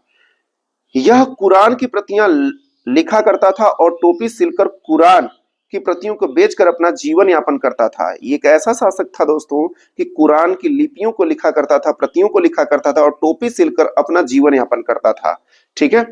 इसने बलबन को अपना वजीर बनाया और बलबन ने अपनी पुत्री का विवाह नसरुद्दीन महमूद से कर दिया था। तो दोस्तों याद रखिएगा कि अपनी पुत्री का विवाह जो था वो नसरुद्दीन महमूद से किसने किया था, बलबन ने किया था। नसरुद्दीन की मृत्यु के बाद बलबन ही अगला क्या बनेगा, शासक बनेगा, यानी दिल्ली सल्तनत में अगला जो शासक आएगा बलबन आएगा, ठीक है दोस्तों। आगे बढ़ते हैं, बात करेंगे अब बलबन की। बलबन ईरान का रहने वाला था। उसने अपने दरबार का गठन ईरानी परंपरा के अनुसार किया। कहां का था ये, ईरान का था, और अपने दरबार को जो है ईरानी परंपरा के अनुसार इसने बसाया था। इसने ईरानी त्योहार नौरोज को मनाना शुरू किया और इसने दरबार में सजदा और पैबोस की परंपरा का प्रारंभ किया। सजदा दोस्तों वह है जो झुककर बादशाह को सलाम करना, तथा पैबोस जो है दोस्तों लेटकर बादशाह को प्रणाम करना था, ठीक है ना। तो ये बात आपको याद रखनी है। इसने अपने आप को पृथ्वी का नियावत, एक खुदाई यानी ईश्वर का प्रतिनिधि बताया था। किसने, तो दोस्तों बलबन ने, या अल्लाह की छाया बताया था। इसने रक्त और एवं लौह की नीति अपनाई तथा आक्रमण की नीति अपनाई थी। इसने जो है सिर्फ एक ही मुद्दा था इसका कि कोई भी अगर कुछ कहे बस उसके ऊपर आक्रमण करो और उसे विजित कर लो। बलबन ने दल चालीसा को समाप्त कर दिया, यानी 40 तुर्क सरदारों का जो संगठन हुआ करता था उसको बलबन ने समाप्त कर दिया था। आप लोग कमेंट करके बताएंगे कि दल चालीसा का गठन किसके द्वारा किया गया था। बलबन के बाद अगला शासक कैकुबार बना, जो कि एक अयोग्य शासक था। इसके बाद गुलाम वंश का अंतिम शासक क्यूमर्स बना, जिसकी हत्या जलालुद्दीन खिलजी द्वारा 1290 में कर दी जाती है। किसके द्वारा, जलालुद्दीन खिलजी द्वारा 1290 में इसकी हत्या कर दी जाती है। बलबन दिल्ली सल्तनत के शासक इल्तुतमिश का एक गुलाम था और तुर्कों की प्रमुख जनजाति इलबरी से संबंधित था। किससे संबंधित था, इलबरी। दोस्तों याद रखिएगा ये पूछा जाता है कि बलबन किस जनजाति से बिलोंग करता था, इलबरी जनजाति से संबंधित था। मामलुक वंश जिसे गुलाम वंश भी कहता था, बलबन दिल्ली सल्तनत के महत्वपूर्ण शासकों में से एक था, जो अपनी कड़ी अनुशासन और लौह नीति के कारण प्रशासनिक सुधारों के लिए विश्व विख्यात हुआ। आगे बात करेंगे हम लोग दोस्तों अब खिलजी वंश की, क्योंकि अलाउद्दीन खिलजी ने क्यूमर्स को जो है हत्या करके स्वयं गद्दी को हथिया चुका है। दिल्ली सल्तनत में खिलजियों का शासन काल सबसे कम समय तक था। खिलजी तुर्कों को 64 नस्लों में से एक थे और ये निम्न वर्ग के तुर्क थे। ये क्या थे? निम्न वर्ग के तुर्क। खिलजी वंश के स्थापना 13 जून 1290 को जलालुद्दीन फिरोज खिलजी ने गुलाम वंश के आखिरी शासक क्यूमर्स की हत्या करके गद्दी हथियाई थी। अब बात करेंगे खिलजी वंश के शासकों की। तो जलालुद्दीन खिलजी पहला शासक बना, अलाउद्दीन खिलजी दूसरा शासक बना, सिहाबुद्दीन खिलजी जो है, सिहाबुद्दीन खिलजी ये तीसरा शासक बना, और कुतुबुद्दीन मुबारक खिलजी जो है वो बना आपका चौथा शासक, और नसरुद्दीन खुसर खुसरवशाह जो था, ये जो था खुसरो शाह, ठीक है, ये जो है आपका पांचवा शासक बना। ठीक है दोस्तों, तो ये बात आपको ध्यान रखनी है और याद रखनी है कि ये 5 शासक हुए हैं जो खिलजी वंश के रहे हैं। चलिए डिस्कस करते हैं इन शासकों के बारे में। खिलजी वंश के संस्थापक के रूप में अभी हम लोगों ने देखा जलालुद्दीन खिलजी था। जलालुद्दीन खिलजी तत्कालीन शासक क्यूमर्स की हत्या करके 1290 में किलोखरी को स्वयं का सुल्तान घोषित कर दिया। किलोखरी में जो है अपने को जो है क्या कर देता है, ये सुल्तान घोषित कर देता है, क्योंकि हत्या क्यूमर्स की कर देता है। जलालुद्दीन फिरोज खिलजी ने 70 वर्ष की उम्र में 13 जून 1290 को दिल्ली की राजगद्दी को ग्रहण किया। दिल्ली की राजगद्दी को 70 वर्ष की आयु में जलालुद्दीन खिलजी ने ग्रहण किया था दोस्तों। तो ये बात भी आपको याद रखनी है, एक इंपॉर्टेंट बात है। राजधानी जलालुद्दीन खिलजी का राज्याभिषेक कैकुबार द्वारा बनाए गए किलोखरी के महल में हुआ। इसने अपनी राजधानी किलोखरी को बनाया। ठीक है, ये कैलूगढ़ी जो है दिल्ली में आता है, तो ये बात भी आपको याद रखनी है। और इसका राज्याभिषेक कहाँ हुआ और राजधानी क्या बनाया, ये भी बात आपको ध्यान रखनी है। जलालुद्दीन खिलजी के समय की प्रमुख घटनाओं की बात करेंगे तो मलिक छज्जू का विद्रोह हुआ 1290 में। कड़ा का सूबेदार मलिक छज्जू ने विद्रोह कर दिया। सुल्तान के इस विद्रोह का दमन कर दिया गया। सुल्तान का इस विद्रोह का क्या किया गया? दमन कर दिया गया। रणथंभौर अभियान इसने 1291 में सुल्तान रणथंभौर अभियान किया। किले की सुदृढ़ता को देखकर अपने अभियान को वापस लिया और शासक हम्मीरदेव था। यहाँ का शासक कौन था? हम्मीरदेव, यानी रणथंभौर के जो शासक था राजपूत थे, हम्मीरदेव वहां के शासक थे, और इतनी दृढ़ता से उन्होंने सामना किया इसका जलालुद्दीन खिलजी का, इसे जो है छोड़कर वहां से हटना पड़ा। अगला है मंगोलों पर आक्रमण 1292 में किया अब्दुल्ला खां के नेतृत्व में। मंगोलों पर आक्रमण हुआ जिसमें मंगोल पराजित हुए। दोस्तों अब तक जो है आपका सबसे बड़ा मंगोल आक्रमणकारी जो है चंगेज खां, उसकी मौत हो चुकी थी, इसलिए जो है ये सब पराजित हो जाते हैं मंगोल। सिद्दी मौला को मृत्युदंड। सिद्दी मौला एक सूफी संत थे। सुल्तान की हत्या के षड्यंत्र रचने की संभावना के कारण इनको मृत्युदंड दे देता है जलालुद्दीन खिलजी। ठीक है ना, तो ये एक बात याद रखिएगा दोस्तों, एक वेरी वेरी इंपॉर्टेंट। सिद्दी मौला कौन थे? एक सूफी संत थे जिसकी हत्या करवाया किसने? सुल्तान ने। देवगिरी अभियान 1296 में किया अलाउद्दीन खिलजी के नेतृत्व में। देवगिरी अभियान हुआ, इसने देवगिरी के शासक रामचंद्र देव को पराजित कर वहां से धन प्राप्त किया। याद रहेगा, देवगिरी अभियान करने वाला शासक कौन है? करने वाला व्यक्ति, शासक नहीं था इस समय, अलाउद्दीन खिलजी। ठीक है, सुल्तान की हत्या 1296 में कड़ा में अलाउद्दीन खिलजी ने ही कर दिया था और खुद से सत्ता को स्थापित कर लिया, खुद सत्ता अपने नाम कर लिया। बात करेंगे अब हम लोग अलाउद्दीन खिलजी की। जलालुद्दीन की हत्या करने के बाद उसी के भतीजे दामाद, भतीजा और दामाद दोनों था दोस्तों, याद रखिएगा, भतीजा और दामाद दोनों था। जिस तरह से इल्तुतमिश गुलाम और दामाद था, उसी तरह से अलाउद्दीन खिलजी भतीजा भी था जलालुद्दीन का और दामाद भी था। ठीक है, ये बात याद रखिएगा। 22 अक्टूबर 1296 को दिल्ली का सुल्तान बनता है अलाउद्दीन खिलजी। किसकी हत्या करके? जलालुद्दीन खिलजी की हत्या करके। अलाउद्दीन खिलजी के बचपन का नाम अली तथा गुरशास्प था। गुरशास्प था इसका नाम। इसने अपने सिक्कों में सिकंदर ए सानी अर्थात द्वितीय सिकंदर की उपाधि धारण की। इसने जो भी सिक्का चलाया था उसमें इसने अपने आप को सिकंदर ए सानी या द्वितीय सिकंदर नाम दर्ज कराया। यह एक नया धर्म चलाना चाहता था, किंतु उलेमा यानी मुस्लिम विद्वान के कहने पर इसने यह निर्णय बदल दिया, नहीं तो इसने एक नया धर्म ही बना डाला होता। अलाउद्दीन खिलजी ने सेना को नगद वेतन, अस्थायी सेना की नींव रखी, घोड़ा दागने तथा सैनिकों की हुलिया लिखने की प्रथा की शुरुआत किया। तो दोस्तों याद रखिएगा, यहाँ सैनिकों को अब तक जो दिया जा रहा था भूमि दिया जा रहा था, अब यहाँ पे जो होगा वो वेतन दिया जाएगा। क्या दिया जाएगा? वेतन दिया जाएगा। और सेना की नींव रखी जाएगी, घोड़ा दागने की प्रथा, और सैनिकों की हुलिया लिखनी है, यानी सैनिकों को जो है एक ड्रेस में उतारने के जो है कार्य किसने किया? अलाउद्दीन खिलजी ने किया। ये बात आप लोगों को याद रखना है, एक अत्यंत महत्वपूर्ण क्वेश्चन है। नगद वेतन देना, सैनिकों की हुलिया लिखना, घोड़ा दागने की प्रथा, सेना की नींव किसने रखा? तो वो रखा अलाउद्दीन खिलजी ने। आगे बात करते हैं। तो अलाउद्दीन खिलजी ने भू राजस्व का जो बढ़ाकर 50% कर दिया, यानी 1/4 था उससे बढ़ाकर इसने जो है 3/4 कर दिया। तो ये बात आपको याद रखनी है, यानी 75% कर दिया इसने। ठीक है ना, पहले 25% लेता था, फिर इसे 75 कन्वर्ट कर देता है, 50% बढ़ा देता है ये। क्योंकि भाई अब सैनिकों को वेतन भी देना है, सैनिकों के लिए हुलिया भी लिखनी है, घोड़ा भी रखने हैं, उनको दागने की जो परंपरा चला है उसके लिए भी खर्च करना है। तो ये सारी चीजों को देखते हुए इसने क्या किया? जो है भू राजस्व कर को ही बढ़ा दिया। अलाउद्दीन के 4 प्रमुख सेनापति थे, जफर खां, नुसरतन खां, ठीक है, उलुग खां और मलिक काफूर।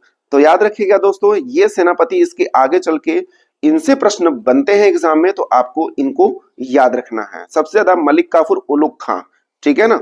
अलाउद्दीन खिलजी ने मलिक काफूर को गुजरात में 1000 दिनार में खरीदा था, इसीलिए इसे 1000 दिनारी के नाम से भी जाना जाता है। किसको? मलिक काफूर को 1000 दिनारी भी कहा जाता है।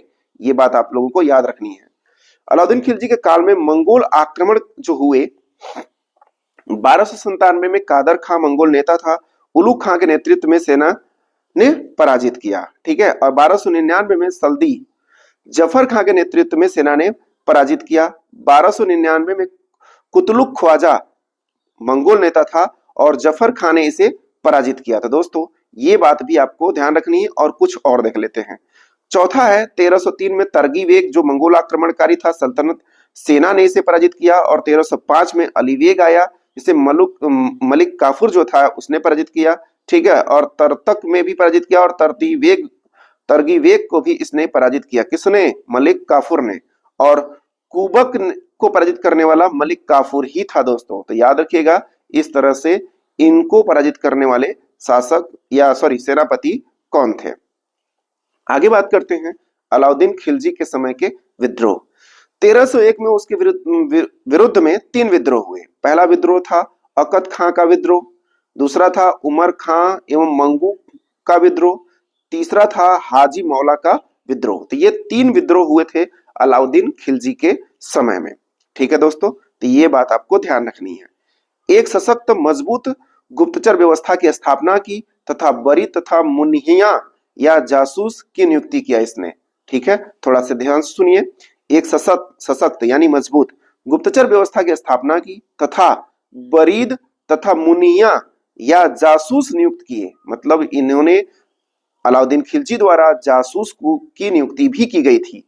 दूसरा है अमीरों के पारंपरिक मेल जोल और विवाह संबंधों पर रोक लगा दिया, कि अमीर जो है अब मेल जोल के लिए जो विवाह संबंध स्थापित करते हैं उसको पूरी तरह से इसने क्या कर दिया? बंद कर दिया। शराब और भांग जैसे मादक पदार्थों पर रोक लगा दिया, क्योंकि जब सेनानायक या सेना के अधिकारी जो है शराब में लिप्त रहेंगे तो भैया निश्चित तौर पे आक्रमणकारी जब आक्रमण करेंगे तो उसका जवाब देने में इसकी सेना सक्षम नहीं हो पाएगी। इसलिए पूरी तरह से इसने मादक पदार्थों पर क्या लगा दिया? बैन लगा दिया। अनुदान में दी गई भूमियां इसने वापस ली और राजस्व अधिकारियों को निर्देश दिया कि जिनके पास अत्यधिक संपत्ति है उनसे कर के रूप में ली जाए, उनसे संपत्ति कर भी लिया जाए, ठीक है ना। जिनके पास संपत्ति अधिक है उनसे संपत्ति कर लिया जाए। अलाउद्दीन खिलजी के बाद आगे करते हैं। तो विद्रोह तो आप देख ही चुके हैं, अध्यादेश की बात देख ही चुके हैं आप लोग, तो ये बात भी हम लोग सब देख चुके हैं। ये पेज दोबारा आ गया है, आगे देखते हैं हम लोग। तो दोस्तों यहां देखिए, अलाउद्दीन के अभियानों को 2 भागों में अगर बांटा जाए तो उत्तर भारत का अभियान और दक्षिण भारत का अभियान, ठीक है। आप देख सकते हैं मैप में, अगर आप देखेंगे तो इस तरह से कुछ उसको दिखाई देता है कि भैया इसका जो क्षेत्र था अति व्यापक था, ठीक है ना। देख सकते हैं आपकी पूरा रीजन जो है भरा पड़ा है, ये पूरा रीजन भारत का क्षेत्र जो है विजिट किया हुआ। उत्तर भारत में अभियान में अलाउद्दीन ने उत्तरी भारत के कई राज्यों को जीत लिया तथा जीते हुए राज्यों को अपने साम्राज्य में मिला लिया, जबकि दक्षिण भारत के राज्यों को जीतकर भी अपने साम्राज्य में मिलाने की बजाय अपनी अधीनता स्वीकार करवाकर अधीन शासकों को ही अधिकार दे दिया। और यही इसकी सबसे बड़ी गलती होगी दोस्तों। ठीक इसी तरह से देखिए, ये युद्ध अभियान करने के लिए जाता था और युद्ध करता था। आगे देखिए, बात करते हैं गुजरात विजय की।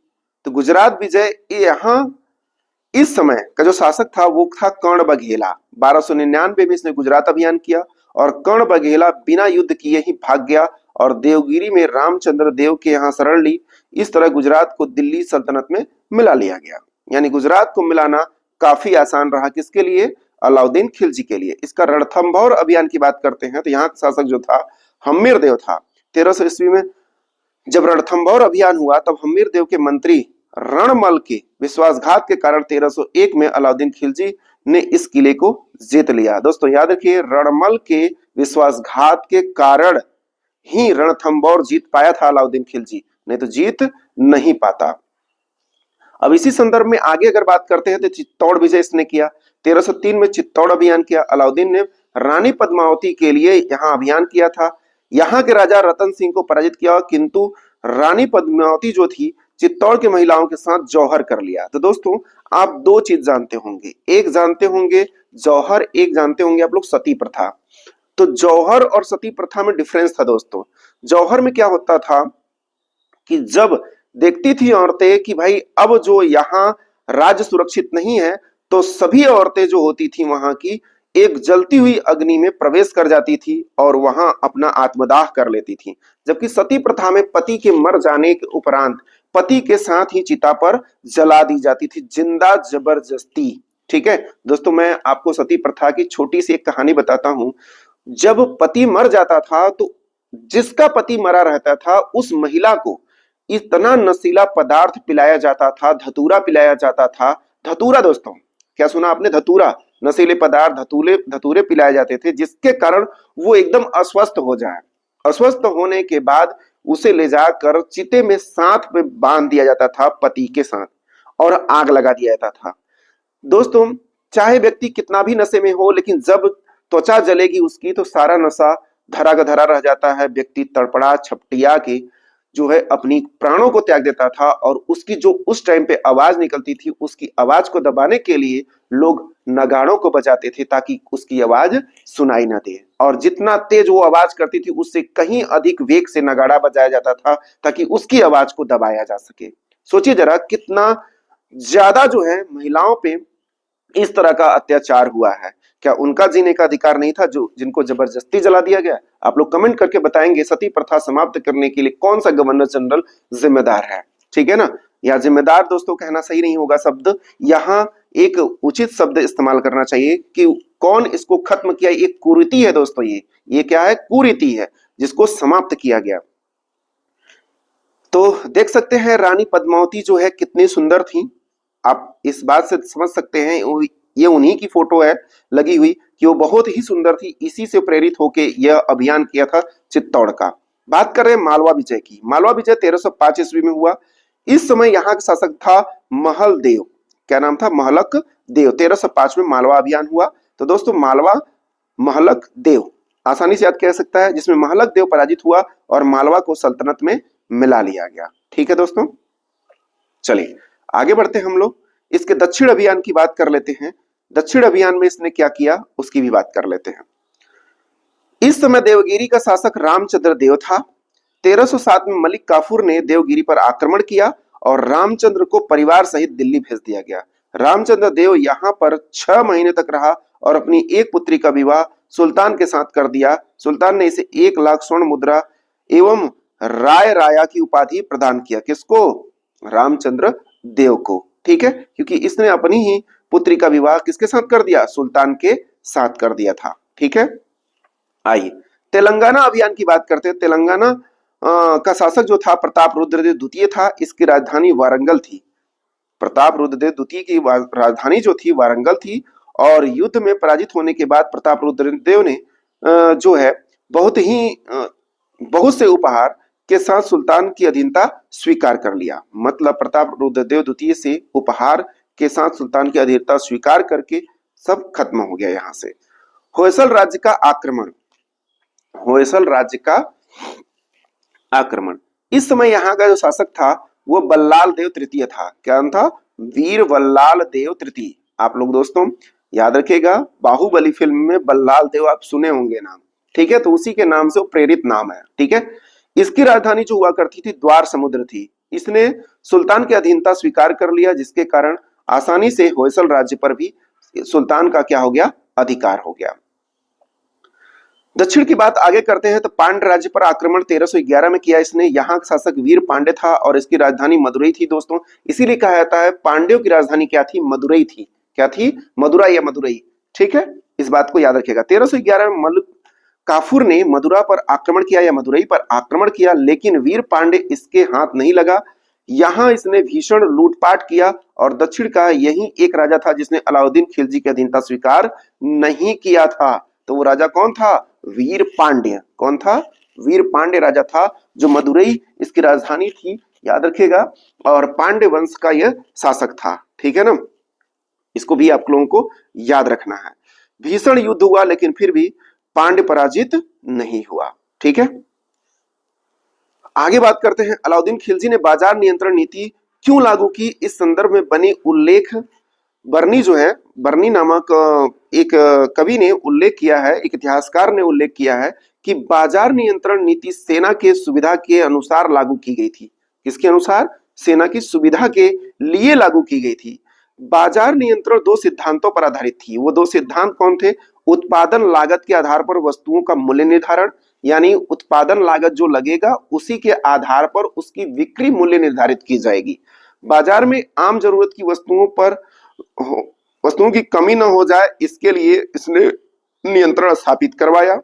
सुल्तान ने 4 प्रकार की बाजार गठित किए थे। कितने प्रकार के? 4 प्रकार के बाजार गठित किए थे, ये बात आपको ध्यान रखना है। मंडी, यह अनाज बाजार था। मंडी किसके लिए? अनाज बाजार था। इससे संबंधित 8 जब्ता अधिनियम थे। पहला अधिनियम सर्वाधिक महत्वपूर्ण था, जिसके अंतर्गत सभी प्रकार के अनाजों का मूल्य निर्धारण करना था।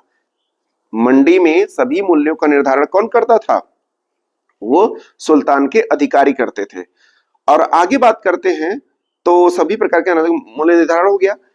अनाज बाजार के नियंत्रण करने के लिए सुल्तान ने साहना ये मंडी की नियुक्ति की और जमाखोरों को कठोर दंड देने की व्यवस्था बनाया, ठीक है। जमाखोरी से देखिए दोस्तों क्या होता है, मार्केट में सामान की उपलब्धता घट जाती है, जिससे अचानक वस्तु का दाम भी क्या बढ़ जाता है। तो दोस्तों आप लोगों को एक फार्मूला पता होना चाहिए, डिमांड एंड सप्लाई। अगर मार्केट में डिमांड ज्यादा है और सप्लाई कम है तो निश्चित तौर पे वस्तु का दाम बढ़ जाएगा, जबकि अगर सप्लाई ज्यादा है डिमांड कम है तो वस्तु का दाम क्या होगा? घट जाएगा, ठीक है। इसीलिए जमाखोरों को दंड देने का प्रावधान बनाया कि भैया जमाखोरी नहीं रहेगी तो वस्तु का दाम भी कंट्रोल में रहेगा, ठीक है दोस्तों। खिलजी के बाजार नियंत्रण की नीति के आगे समझते हैं। सराय अदल, न्याय का स्थान। इसके स्थान पर इससे संबंधित जो अधिनियम थे वो 5 अधिनियम थे। एक तरह से सरकारी सहायता प्राप्त बाजार था। इसमें विभिन्न प्रकार के कपड़े, मेवे, जड़ी बूटियां, घी, चीनी आदि चीजें बेची जाती थी। किसमें? सराय अदल में। किसमें? सराय अदल में ये सब थी। आगे बात करते हैं घोड़ों, दासों तथा मवेशियों का बाजार। इससे संबंधित सामान्य नियम थे। पहला नियम किस्म के अनुसार मूल्य का निर्धारण। दूसरा नियम दलालों पर कठोर नियंत्रण। दूसरा नियम क्या था? दलालों पर कठोर नियंत्रण, ताकि दलाली ज्यादा उसमें ना हो सके, जिससे वस्तु का दाम थोड़े में ही अधिक परिवर्तन ना हो जाए। सामान्य बाजार की बात करते हैं। इस बाजार में आम जरूरत की वस्तुएं बिकती थी, जैसे सब्जी, मिट्टी के बर्तन इत्यादि। इसका मूल्य भी उत्पादन मूल्य पर ही लगाया जाता था। तो ये भी बात याद रखिएगा, मूल्य का निर्धारण उत्पादन पर होता था। बात करें आगे दोस्तों, अलाउद्दीन खिलजी के निर्माण कार्य की बात करें तो अलाई दरवाजा बनवाया इसने, सीरी का किला बनवाया इसने, हजार खंबा महल बनवाया इसने। तो ये दिल्ली में हजार खंबा महल भी है, सीरी का किला भी दिल्ली में है और अलाई दरवाजा भी दोस्तों कहाँ है? दिल्ली में ही है, ठीक है। ये किसके द्वारा निर्माण कार्य हुआ है? अलाउद्दीन खिलजी के द्वारा ये सब निर्माण कार्य किए गए हैं। आगे बात करते हैं तो अलाउद्दीन खिलजी की मृत्यु के बाद मलिक काफूर ने उसके 6 वर्षीय पुत्र सिहाबुद्दीन खिलजी को सुल्तान बना दिया और खुद उसका प्रति शासक बन गया। लगभग 35 दिन के शासन के बाद अलाउद्दीन खिलजी के तीसरे बेटे मुबारक शाह खिलजी ने मलिक काफूर की हत्या कर दी और शिहाबुद्दीन को बंदी बनाकर उसकी हत्या कर दी और खुद शासक बन गया। दोस्तों याद रखिएगा, 6 वर्षीय पुत्र शासक बना, 6 वर्षीय पुत्र के शासक बने, देख नहीं पाया, शिहाबुद्दीन को बंदी बना लिया गया और बंदी बना के मुबारक शाह खिलजी ने मलिक काफूर की भी हत्या कर दिया और शिहाबुद्दीन को भी बंदी बनाकर उसकी भी हत्या करके गद्दी पर बैठ जाता है और मुबारक शाह खिलजी गद्दी पर बैठता है। 1316 से 1320 ईस्वी तक शासन करेगा। इसने खलीफा के पद को मान्यता नहीं दी और स्वयं को खलीफा घोषित कर दिया। खलीफा के पद को ही मान्यता नहीं दिया और स्वयं को खलीफा भी घोषित कर दिया मुबारक शाह खिलजी ने। इसका मानसिक संतुलन सही नहीं था।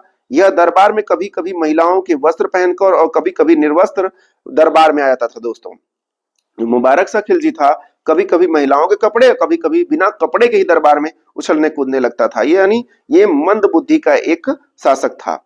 बाद में इसके प्रधानमंत्री खुसरो खां ने 1320 में इसकी हत्या कर दी और खुद शासक बन गया। कौन शासक बनेगा? खुसरो खां शासक बन जाएगा। खुसवर शाह, बात करें नसीरुद्दीन खुसवर शाह 15 अप्रैल से लेके 27 अप्रैल 1320 तक यह जो है बस कुछ ही दिनों तक ये शासक रहा और उसके बाद इसकी भी हत्या करके खिलजी वंश को खत्म कर दिया गया। यानी अब खिलजी वंश का हो गया पूरी तरह से खात्मा। यानी अंतिम शासक है ये खुसवर शाह। ठीक है दोस्तों, याद रखेंगे इसके बाद। अब इसके बाद जो शासक आएंगे, राजवंश आएगा, वो होगा तुगलक वंश। कौन सा वंश होगा? तुगलक वंश। दिल्ली सल्तनत में सर्वाधिक समय तक शासन करने वाला जो राजवंश था वो तुगलक वंश था। कौन सा था?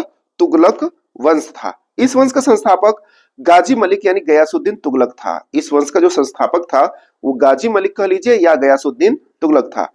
गाजी मलिक ने तुगलक वंश की स्थापना की और गयासुद्दीन तुगलक के नाम से अपना राज्याभिषेक करवाया।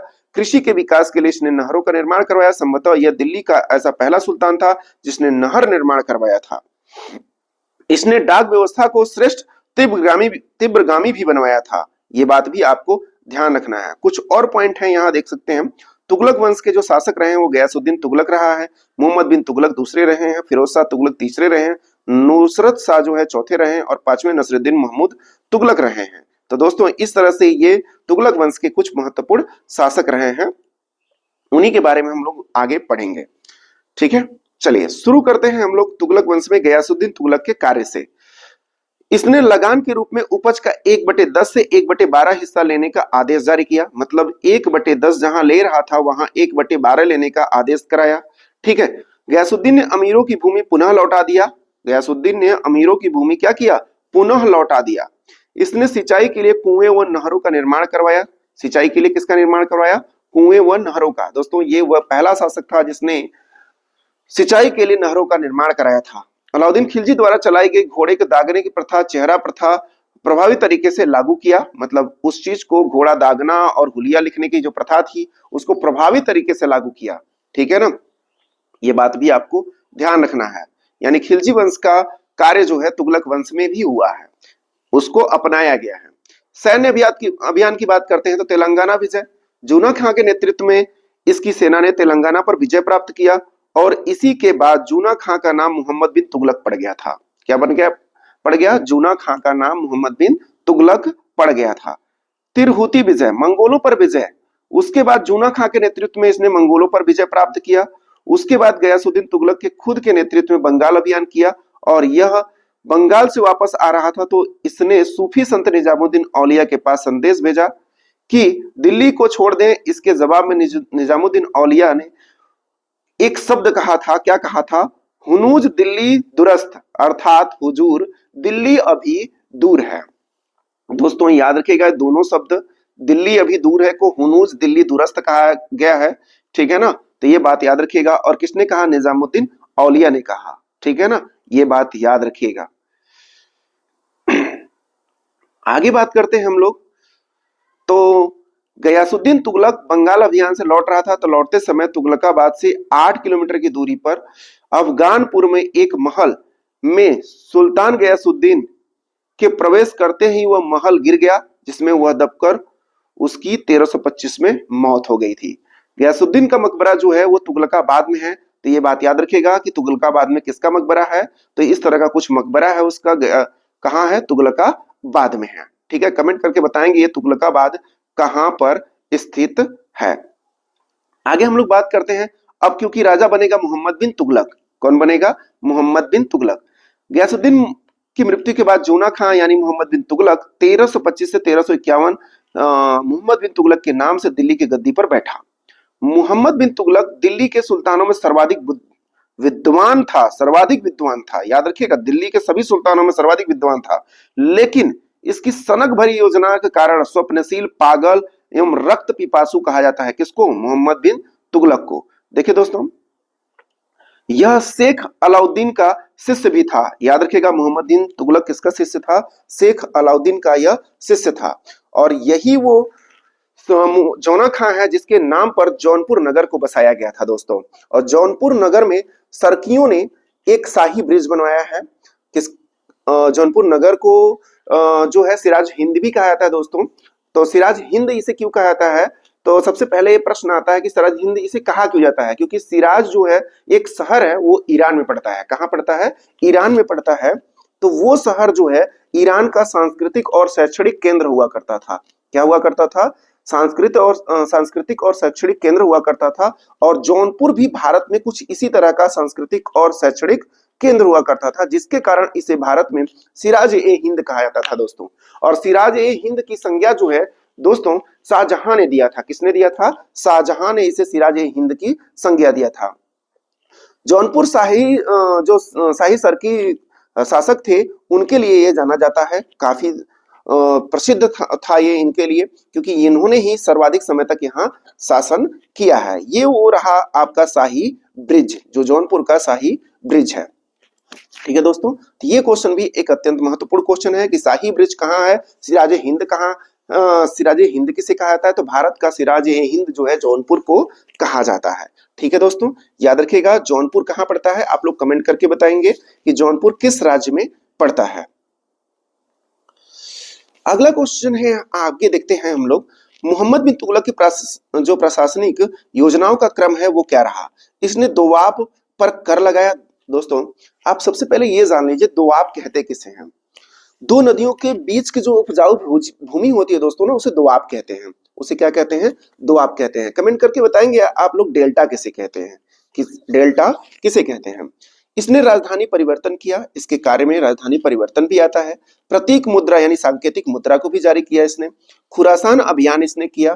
दोस्तों आप लोग ये भी बताएंगे ये खुरासान कहाँ पड़ता है। मैं आप लोग को थोड़ा सा हिंट देता हूं, ये ईरान जो था उसी के क्षेत्र में आता है। कराचील, कराचील जो है दोस्तों कुमायूं क्षेत्र, उत्तराखंड वाला क्षेत्र होता है। और कृषि उत्पादन जो है वृद्धि करने की योजना भी इसने बनाई थी। ठीक है दोस्तों, तो ये बात याद रखिएगा।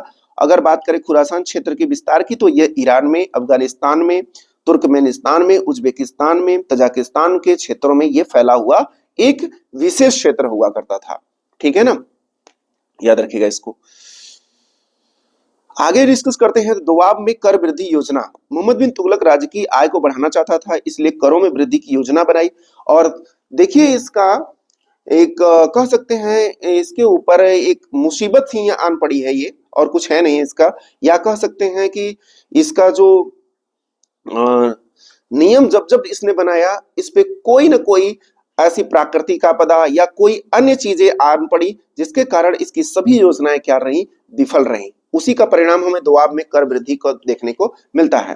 दोआब क्षेत्र में जैसे ही ये कर लगाता है, दुर्भाग्य से दोआब में अकाल पड़ जाता है, जिसके कारण किसान जो है विद्रोह कर देते हैं। और किसानों का पहला ये विद्रोह होता है। किसानों के विद्रोह के कारण किसानों के लिए दीवान अमीर कोही नामक एक विभाग बनाया गया। तो याद रखिएगा, दीवान ए अमीर कोही नामक विभाग किसके विद्रोह के परिणाम स्वरूप बनाया गया? तो किसान विद्रोह के परिणाम स्वरूप बनाया गया। और किसके द्वारा बनाया गया? तो मोहम्मद बिन तुगलक के द्वारा बनाया गया। और किस कर की वृद्धि के उपलक्ष्य में? तो दोआब कर की वृद्धि के उपलक्ष्य में, क्योंकि पड़ गया था भीषण अकाल। ये इसका दुर्भाग्य था। ये क्या है? इसका एक दुर्भाग्य है। जब जब योजनाएं बनाता है और तब तब कोई इसका दुर्भाग्य जो है इसका साथ नहीं छोड़ता है दोस्तों। इसी कारण से इस ये जो है काफी हद तक सफल नहीं हो पाता है, काफी जानकार, काफी शिक्षित होने के बावजूद भी। इसने राजधानी को दिल्ली से देवगिरी यानी दौलताबाद स्थानांतरित किया। आप कमेंट करके बताएंगे दौलताबाद कहाँ पड़ता है, ठीक है। इसके मुख्य उद्देश्य मंगोल आक्रमण से बचना तथा दक्षिण में इस्लाम का प्रसार करना, धर्म प्रचार प्रसार करना और वहां के राजनीतिक प्रभुत्व स्थापित करने के लिए इसने राजधानी को दिल्ली से दौलताबाद बनाने का आदेश दिया, जो कि असफल रहा। बाद में इसे फिर से राजधानी दिल्ली ही लानी पड़ी, ठीक है ना। यानी जब जब इसने कुछ सोचा उसके परिणाम स्वरूप इसको अपने ही निर्णयों पे पछताना पड़ा है, क्योंकि इसका दुर्भाग्य इसका पीछा नहीं छोड़ रहा था। आगे डिस्कस करते हैं दोस्तों। देखिए, सांकेतिक मुद्रा योजना, इसने सांकेतिक मुद्रा भी चलाए थे। तांबे के सिक्के, कांसे के सिक्के चलवाए इसने सोने के भी सिक्के चलवाए, चांदी के भी सिक्के चलवाए इसने अपनी मुद्रा के निर्माण विधि को गुप्त नहीं रखा, जिस कारण घर घर नकली सिक्का बनने लगा और पूरा बाजार नकली सिक्कों से भर गया। जब इसे समझ आया कि योजना असफल हो गई है, तब इसने आदेश दिया कि जिन लोगों के पास सांकेतिक मुद्रा है उसे जमा करके बदले में चांदी का सिक्का और कांसे का सिक्का ले जाएं। स्पेशली चांदी का सिक्का दे रहा था। तो एक मूर्खतापूर्ण काम इसने ये भी किया, ठीक है ना। उसे बंद करके इसे नई सांकेतिक मुद्रा जारी करनी चाहिए थी, लेकिन इसने उसे वापस लिया और आगे बढ़ाया, ठीक है ना। और जिसके कारण इसके कोष से धन खाली हुआ। खुरासान अभियान, इस समय ईरान यानी खुरासान में मंगोलों का शासन का पतन हो गया था, जिसके कारण राजनीतिक अस्थिरता थी। इसी राजनीतिक अस्थिरता का लाभ उठाने के लिए मोहम्मद बिन तुगलक ने खुरासान अभियान की योजना बनाई। इसके लिए इसने 3,70,000 सैनिकों की सेना तैयार की और 1 वर्ष का अग्रिम वेतन तक दे डाला, ठीक है दोस्तों। जैसे ही ये बना के तैयार करता है, अग्रिम वेतन दे के तैयार करता है, परंतु अंतिम समय में जब ये अभियान शुरू करता है, अंतिम जब समय आता है, तो खुरासान के शासक ने इनसे संधि कर लिया। यानी इनका सब कुछ व्यर्थ हो गया, सारी व्यवस्था व्यर्थ हो गई मोहम्मद बिन तुगलक की। यानी सारा पैसा देना, सैनिकों को इकट्ठा करना, सब कुछ व्यर्थ, क्योंकि खुरासान के शासक ने इससे क्या कर लिया, संधि कर लिया, ठीक है ना।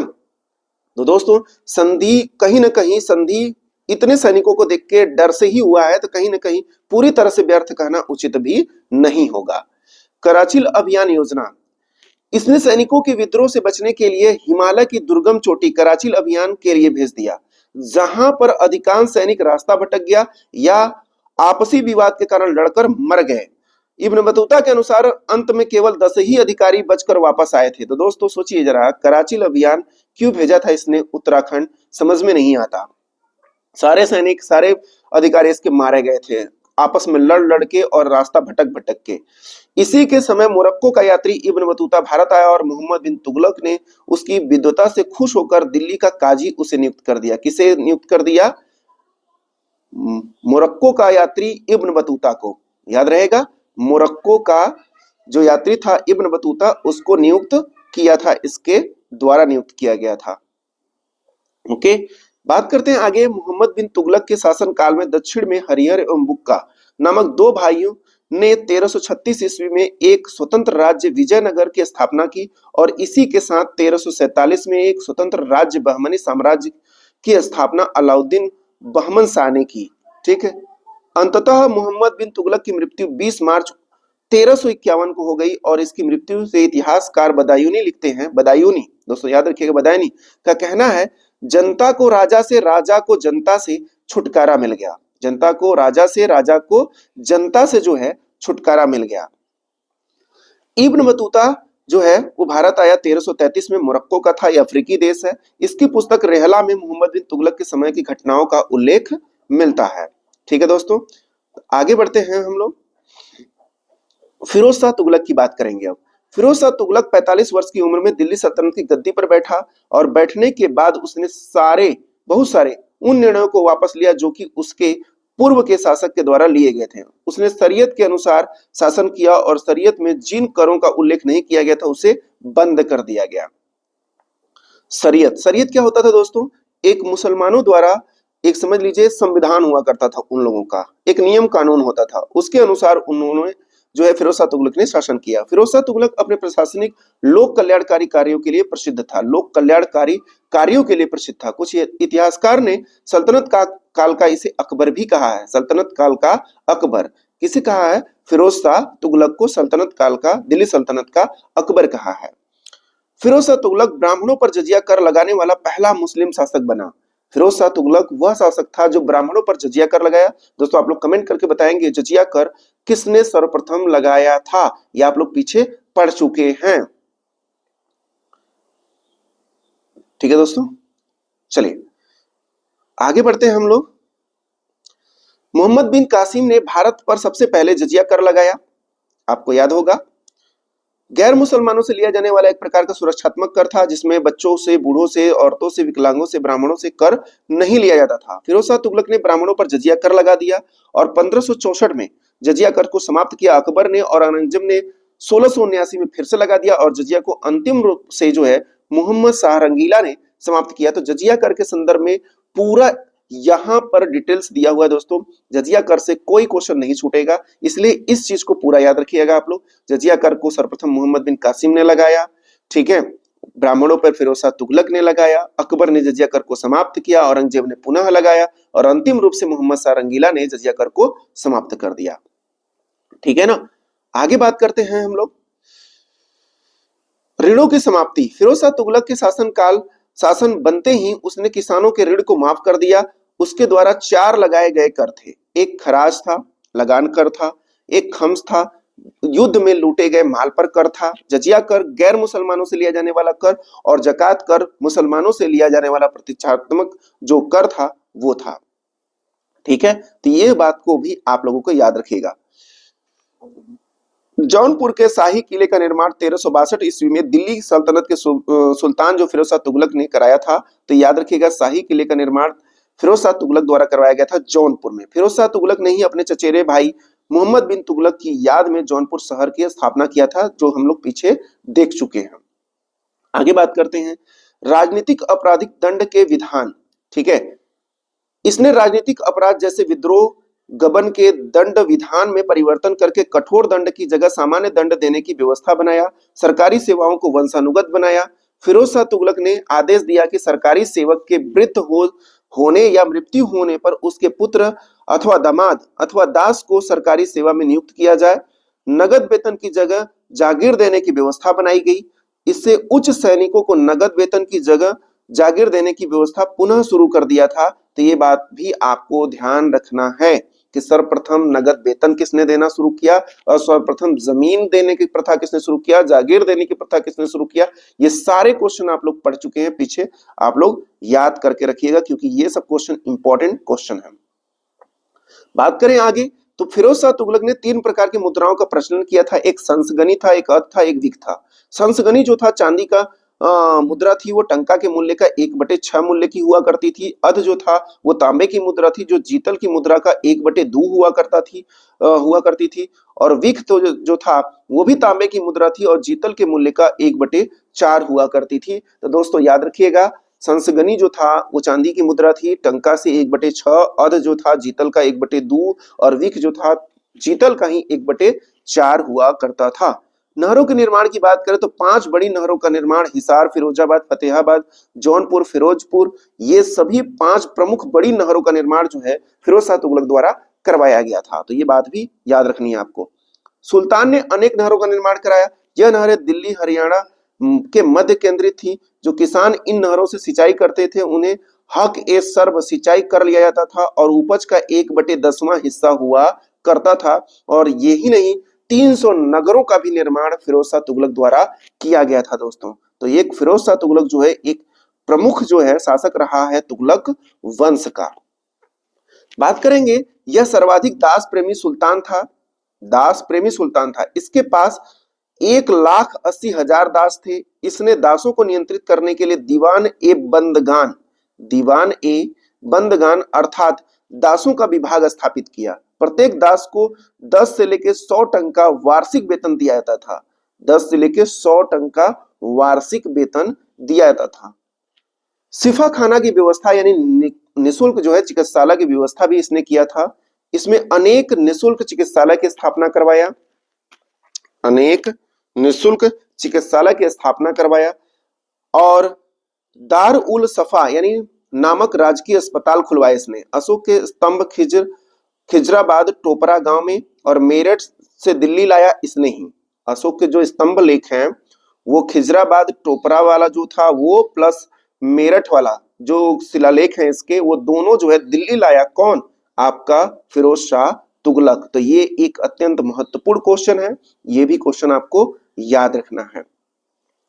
आगे अगर डिस्कस करते हैं तो फिरोज शाह तुगलक के उत्तराधिकारी के रूप में दो पुत्र थे इसके, फतेह खां और मोहम्मद खां।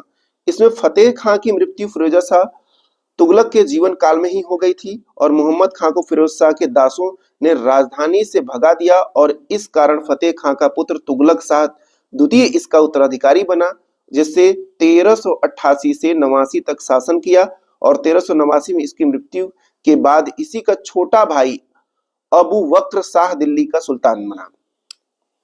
इसके बाद छोटे काल के लिए और कई सुल्तान बने, उनका इतना प्रभाव ना रहा और तुगलक वंश का अंतिम सुल्तान नसीरुद्दीन महमूद बना। कौन बना? नसीरुद्दीन महमूद बना अंतिम सुल्तान।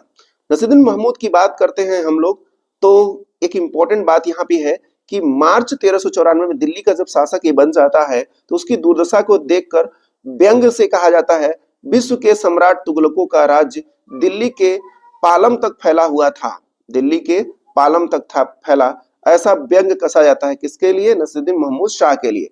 17 दिसंबर 1398 को तैमूर का आक्रमण दिल्ली पर हो गया तथा सुल्तान स्वयं गुजरात भाग गया और पुनः वजीर मल्लू खां ने सुल्तान को दिल्ली बुलाकर गद्दी पर बिठाया। 1414 में महमूद शाह की मृत्यु हो गई और जिससे तुगलक वंश का अंत हो गया। जौनपुर नगर साहिब ब्रिज, जिसे मुनीम खां मुगल गवर्नर का पुल या अकबरी पुल भी कहा जाता है, गोमती नदी पर बना हुआ है। 16वीं सदी में ऐतिहासिक पुल बना था ये। 1564 में अकबर के शासनकाल में मुनीम खानखाना ने बनवाया। डिजाइन अफगान वास्तुकार अफजल अली ने इसे डिजाइन किया था। ठीक है ना दोस्तों, अगला वंश हम लोगों का आ गया है। अगला वंश हम लोगों का सैयद वंश। सैयद वंश में हम लोग दोस्तों देखेंगे कि 1414 से लेके 1421 तक ये जो शासन रहा है वो खिज्र खां का रहा है और इसके बाद 21 से 34 तक मुबारक शाह का रहा है। इसके बाद जो शासन आएगा मोहम्मद शाह का वो आएगा 1434 से 1443, फिर आलम शाह का आएगा 1443 से 1451। इस दौरान तक सैयदों ने शासन किया। बात करें आगे हम लोग खिज्र खां की तो 1414 से 1421 के बीच ये शासक रहे। सैयद वंश का संस्थापक खिज्र खां था, तैमूर लंग का सेनापति था। तैमूर ने भारत से लौटते समय खिज्र खां को लाहौर, मुल्तान और दीपालपुर का सूबेदार नियुक्त किया। इसने दौलत खां को पराजित करके दिल्ली का स्वतंत्र शासक बना। खिज्र खां स्वयं को पैगंबर मोहम्मद शाह का वंशज कहता था, क्या मानता था अपने आप को? किसका? पैगंबर मोहम्मद साहब का वंशज मानता था।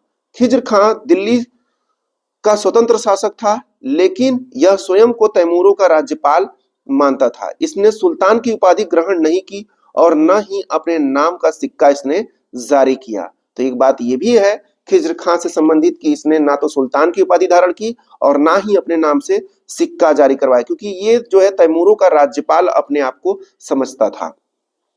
इसने ही रैयत ए आला नामक उपाधि धारण की। तो दोस्तों याद रखिएगा, रैयत ए आला नामक उपाधि जो है किसने? खिज्र खां ने धारण किया और खिज्र खां नियमित रूप से तैमूर के पुत्र शाहरुख को कर भेजा करता था। किसको भेजा करता था? शाहरुख को कर भेजा करता था, इसलिए अपने आप को राज्यपाल भी कहता था।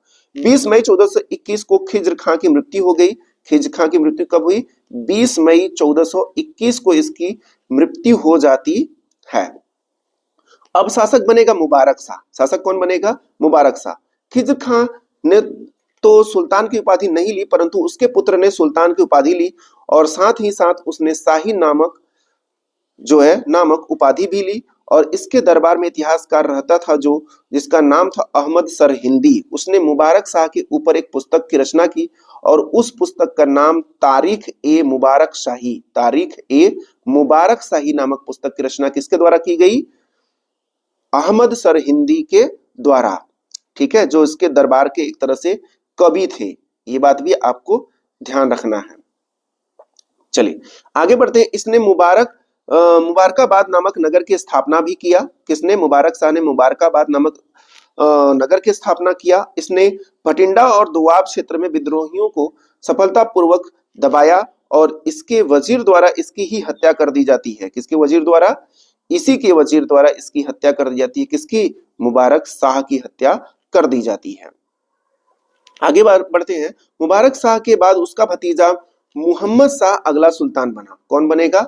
मुहम्मद शाह। ये मोहम्मद शाह रंगीला की बात नहीं हो रही है, ये बात हो रही है आपके सैयद वंश की। ठीक है। मुबारक शाह का वास्तविक नाम मोहम्मद बिन फरीद खान था। क्या नाम था? मोहम्मद बिन फरीद खान।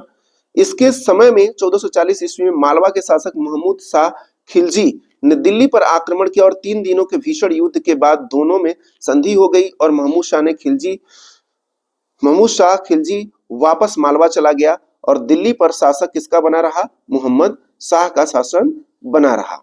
आगे बात करते हैं। आलम शाह। अलाउद्दीन आलम शाह सैयद वंश का अंतिम शासक बना। आलम शाह वजीर था जिसका नाम हमीद खान था। क्या नाम था? हमीद खान वास्तविक नाम था। उसके हमीद खान से मतभेद होने के कारण वह दिल्ली छोड़कर बदायूं चला गया और उसकी मृत्यु हो जाती है। किसकी? अलाउद्दीन आलम शाह की। ठीक है। आलम शाह का वजीर था जिसका नाम हमीद था, उससे ये विद्रोह करता है और वहां छोड़ देता है। दोस्तों याद रखिएगा, अलाउद्दीन आलम शाह जो था सैयद वंश का अंतिम शासक था। क्या था? अंतिम शासक। उसके वजीर ने दिल्ली का राजपाट बहलोल लोदी को सौंप दिया। किसको सौंप दिया? बहलोल लोदी को सौंप दिया। उसी के वजीर ने, किसके वजीर ने? अलाउद्दीन आलम शाह के वजीर ने बहलोल लोदी को राजपाट सौंप दिया। अब जब लोदी को सौंप दिया जाएगा तो लोदी वंश शुरू होगा और लोदी वंश का समय काल जो रहेगा वो 1451 से लेकर 1526 तक रहेगा। मुगल आक्रमणकारी बाबर के आने तक रहेगा। ठीक है। बहलोल लोदी का समय काल रहा 1451 से 1489 तक और सिकंदर लोदी का समय रहा 1489 से 1570 और जलाल खां इब्राहिम लोदी 1517 से 1521 के बीच ये रहा है शासन इन लोगों का। तो सबसे पहले हम डिस्कस करेंगे दोस्तों बहलोल लोदी को। यह लोदी वंश का संस्थापक था। दिल्ली के सुल्तानों में सर्वाधिक समय तक शासन किया था बहलोल लोदी। दिल्ली के सुल्तानों में सबसे अधिक टाइम तक ये शासन किया था 1451 से 1489 तक। अकेले एक शासक की बात हो रही है, इंडिविजुअल शासक की बात हो रही है। अगर वंश की बात होगी तुगलकों ने सबसे अधिक शासन किया था। यह कभी ऊंचे सिंहासन पर नहीं बैठा बल्कि यह कालीन पर बैठता था और इसके चारों तरफ इसके अमीर बैठते थे। इसने बहलोली नामक चांदी का मुद्रा प्रचलित किया जो टंका के मूल्य का 1/3 थी। कितना थी? 1/3 टंका के मूल्य की। यह अकबर के समय तक विनिमय का माध्यम बनी रही, यानी यह मुद्रा अकबर के समय तक चलती रही। दोस्तों याद रखिएगा, जिसका नाम था बहलोली नामक चांदी का सिक्का। बहलोल लोदी ने जौनपुर के शासक हुसैन शाह सरकी को पराजित किया और जौनपुर को दिल्ली में मिला लिया। हुसैन शाह सरकी को पराजित करके बहलोल लोदी ने दिल्ली में उसको मिला लिया था। आगे बात करते हैं। तो बहलोल लोदी के बाद सिकंदर लोदी शासक बनता है और लोदी वंश का सबसे प्रतापी शासक सिकंदर लोदी को ही माना जाता है। इसके पिता बहलोल लोदी के 9 पुत्र थे। यह तीसरा पुत्र था और इसका नाम निजाम खां था, लेकिन बाद में यह सिकंदर लोदी के नाम से सुल्तान बनता है। तो याद रखिएगा, सिकंदर लोदी का वास्तविक नाम निजाम खां था। क्या था? निजाम खां इसका वास्तविक नाम था। सिकंदर लोदी के प्रमुख कार्य की बात करते हैं तो 1504 में इसने आगरा शहर की स्थापना की और बाद में आगरा को अपनी राजधानी बनाता है। क्या बनाता है? राजधानी आगरा को बनाता है, क्योंकि आगरा शहर को इसने स्थापित किया था। यानी सिकंदर लोदी वो शासक है जो आगरा को बसाया था। याद रखिएगा। सिकंदर लोदी के प्रमुख कार्यों में बात करेंगे तो इसने गज ए सिकंदरी नामक प्रमाणिक नाप प्रचलन किया, जिसका उपयोग भूमि को नापने के लिए किया जाता था। किसको नापने के लिए? भूमि को नापने के लिए इसका उपयोग किया जाता था, गज ए सिकंदरी का। ठीक है ना। आप लोग कमेंट करके बताएंगे कि ये गज ए सिकंदरी जो है इसके बदले आज किस चीज का उपयोग किया जाता है। मैं जानना चाहता हूं कि जमीन नापने के लिए किस चीज का उपयोग किया जाता है, आप लोग ये बताएंगे। सिकंदर लोदी एक लेखक भी था और वह फारसी भाषाओं में कविताएं लिखता था। तो याद रखिएगा, किस भाषा में?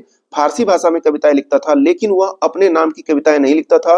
उसने कविताएं लिखने के लिए गुलरुखी नामक उपनाम रखा हुआ था। मतलब खुद के नाम से उसने कोई कविता नहीं लिखा, उसने गुलरुखी नामक उपनाम से जो है कविताएं लिखता था। वह हिंदू धर्म और इस्लाम धर्म दोनों को एक नजर से देखता था और जिस भी धर्म में उसे कोई भी कार्य अच्छा नहीं लगता था तो वह उस कार्य पर प्रतिबंध लगवा देता था। तो एक अच्छा शासक माना जाएगा इस लिहाज से किसको, सिकंदर लोदी को। इसके बाद गद्दी पर बैठेंगे इब्राहिम लोदी। यह दिल्ली सल्तनत तथा लोदी वंश का अंतिम शासक था। दिल्ली सल्तनत और लोदी वंश का अंतिम शासक था। 1518 में खतौली का युद्ध हुआ जिसमें इब्राहिम लोदी का सामना राणा सांगा से हुआ और उस युद्ध में राणा सांगा विजयी हुए थे और इब्राहिम लोदी के चाचा आलम खां और पंजाब के शासक दौलत खां दोनों ने मिलकर बाबर को इब्राहिम लोदी से युद्ध करने का निमंत्रण भेजा था। बाबर से युद्ध करने के लिए जो है निमंत्रण किसने किसने भेजा था, दौलत खां ने और आलम खां ने इब्राहिम लोदी से युद्ध करने के लिए जो है बाबर को आमंत्रित किया था। बाबर ने 21 अप्रैल 1526 को पानीपत का युद्ध लड़ा और उसकी सेना इतनी छोटी होते हुए भी, इब्राहिम की बड़ी सेना होते हुए भी इब्राहिम लोदी इस युद्ध में हार जाता है क्योंकि बाबर के पास जो तोपे थे और इसके तोपची जो थे अत्यंत सोच लीजिए प्रभावकारी था उसको युद्ध जिताने में। बाबर ने युद्ध में तोपों का प्रयोग किया और भारत में पहली बार तोपों का प्रयोग हुआ था। इसके दो प्रमुख तोपची थे, एक अली एक मुस्तफा था और ये निशानेबाज हुआ करते थे। इसने युद्ध में तुगलमा पद्धति का उपयोग किया था। तुगलमा युद्ध नीति के परिणाम स्वरूप ही बाबर इस युद्ध में इब्राहिम लोदी को पराजित कर पाया था। तोपों को जो है लगाने की प्रथा थी। ये तुगलमा जो युद्ध नीति थी वो तोपों को व्यवस्थित करने की एक कला थी जिसे तुगलमा युद्ध नीति कहा गया। इसने इब्राहिम लोदी को विशाल सेना होते हुए भी पराजित कर दिया। लोदी युद्ध में मारा जाता है, यानी इब्राहिम लोदी युद्ध में मारा जाता है। वह दिल्ली सल्तनत का आखिरी शासक होने के साथ साथ पहला ऐसा दिल्ली सल्तनत का सुल्तान भी बना जो युद्ध में मारा गया। ठीक है ना, यानी दिल्ली सल्तनत का अभी तक कोई शासक जो है युद्ध में मारा नहीं गया था। दिल्ली सल्तनत का संपूर्ण खात्मा हो जाता है और इसके साथ ही भारत में मुगल शासकों का दौर प्रारंभ हो जाता है। ठीक है दोस्तों, आगे बात करते हैं। बाबर, ये तो हम लोगों ने देख ही लिया है। सल्तनत कालीन प्रशासन की बात कर लेते हैं। तो सुल्तान के पदाधिकारी नाइब ए मुमालिक सुल्तान के समय राज्य का प्रमुख पदाधिकारी हुआ करता था। इस पद का सृजन बहराम शाह के काल में हुआ था। उसने आयतगीन को नियुक्त किया था इस पद पर। ठीक है, इसके कार्य सुल्तान की अनुपस्थिति में सुल्तान के सभी कार्यों को संपन्न करना ये नाइब ए मुमालिक का कार्य हुआ करता था। नियुक्त किसने किया था? सर्वप्रथम बहराम शाह के काल में। दीवान ए आरिज यानी सैन्य विभाग का प्रमुख अधिकारी हुआ करता था। आरिज ए मुमालिक यानी आरिज ए मुमालिक जो था वो क्या था, तो इस विभाग के स्थापना जो है बलबन ने किया था। याद रखिएगा, आरिज ए मुमालिक का जो विभाग था वो बलबन ने स्थापना किया था। दीवान ए रसालत इसका प्रमुख अधिकारी रसालत मुमालिक जो था वो विदेश मंत्री जैसा हैसियत रखता था। तो याद रखिएगा, रसालत से विदेश मंत्री आपको याद रखना है। ठीक है, तो ये पदाधिकारी हो गए। कुछ और देख लेते हैं पदाधिकारियों को। अमीर ए हाजिब, इसे अमीर बारबक भी कहा जाता था। यह दरबारी मामलों की देखभाल और प्रमुख अधिकारी हुआ करता था। दीवान ए वकूफ जलालुद्दीन खिलजी ने खर्चे के ब्यौरे को तैयार करने के लिए इसकी स्थापना किया था। यानी खर्चे का ब्यौरा करने के लिए जिस पदाधिकारी की नियुक्ति हुई थी उस पदाधिकारी को जो पद दिया जाता था उसे दीवान ए वकूफ कहा जाता था और इसे जलालुद्दीन खिलजी ने तैयार किया था। दीवान ए अमीर को ही मोहम्मद तुगलक ने सर्वप्रथम इस विभाग की स्थापना किया था। दीवान ए अमीर को ही दोस्तों किसने शुरुआत किया था? मोहम्मद बिन तुगलक ने शुरू किया था। इसका मुख्य कार्य होता था माल गुजारी व्यवस्था की देखभाल और भूमि को खेती योग्य बनाने का कार्य इसी का होता था। दीवान ए अमीर को ही। दीवान ए खैरात ये दान विभाग का प्रमुख अधिकारी होता था और इसको बनाया था फिरोज शाह तुगलक ने। तो दोस्तों ये सब क्वेश्चन अत्यंत महत्वपूर्ण है जो एग्जाम में पूछे जाते हैं। आगे का डिस्कस करते हैं। तो खराज या खिराज यह गैर मुसलमानों से लिया जाने वाला कर हुआ करता था जिसमें भू उपज का 1/3 भाग लिया जाता था, लेकिन अलाउद्दीन खिलजी ने 1/2 कर दिया था। ठीक है ना। बात करें उस्र की तो यह मुसलमानों से लिया जाने वाला भूमि कर था। 1/5 से 1/10 के बीच लिया जाता था। और खम्स की बात करें तो लूटे हुए धन में राजा का जो है 1/5 का हिस्सा हुआ करता था। ठीक है ना। 3/4 सैनिकों का होता था, बाकी उसका होता था। लेकिन अलाउद्दीन खिलजी ने इस परंपरा को बदल दिया 3/4 लिया आपने और सैनिकों को 1/4 दिया, क्योंकि भाई वो प्रथा जो शुरू किया था घोड़ा दागने की और सैनिकों को ये लगातार मंथली सैलरी देने की, तो ये सब बातें से वो जो है कर को ज्यादा लेता था और लूट के धन में ज्यादा लेता था। जजिया यह गैर गैर मुसलमानों से लिया जाने वाला कर था।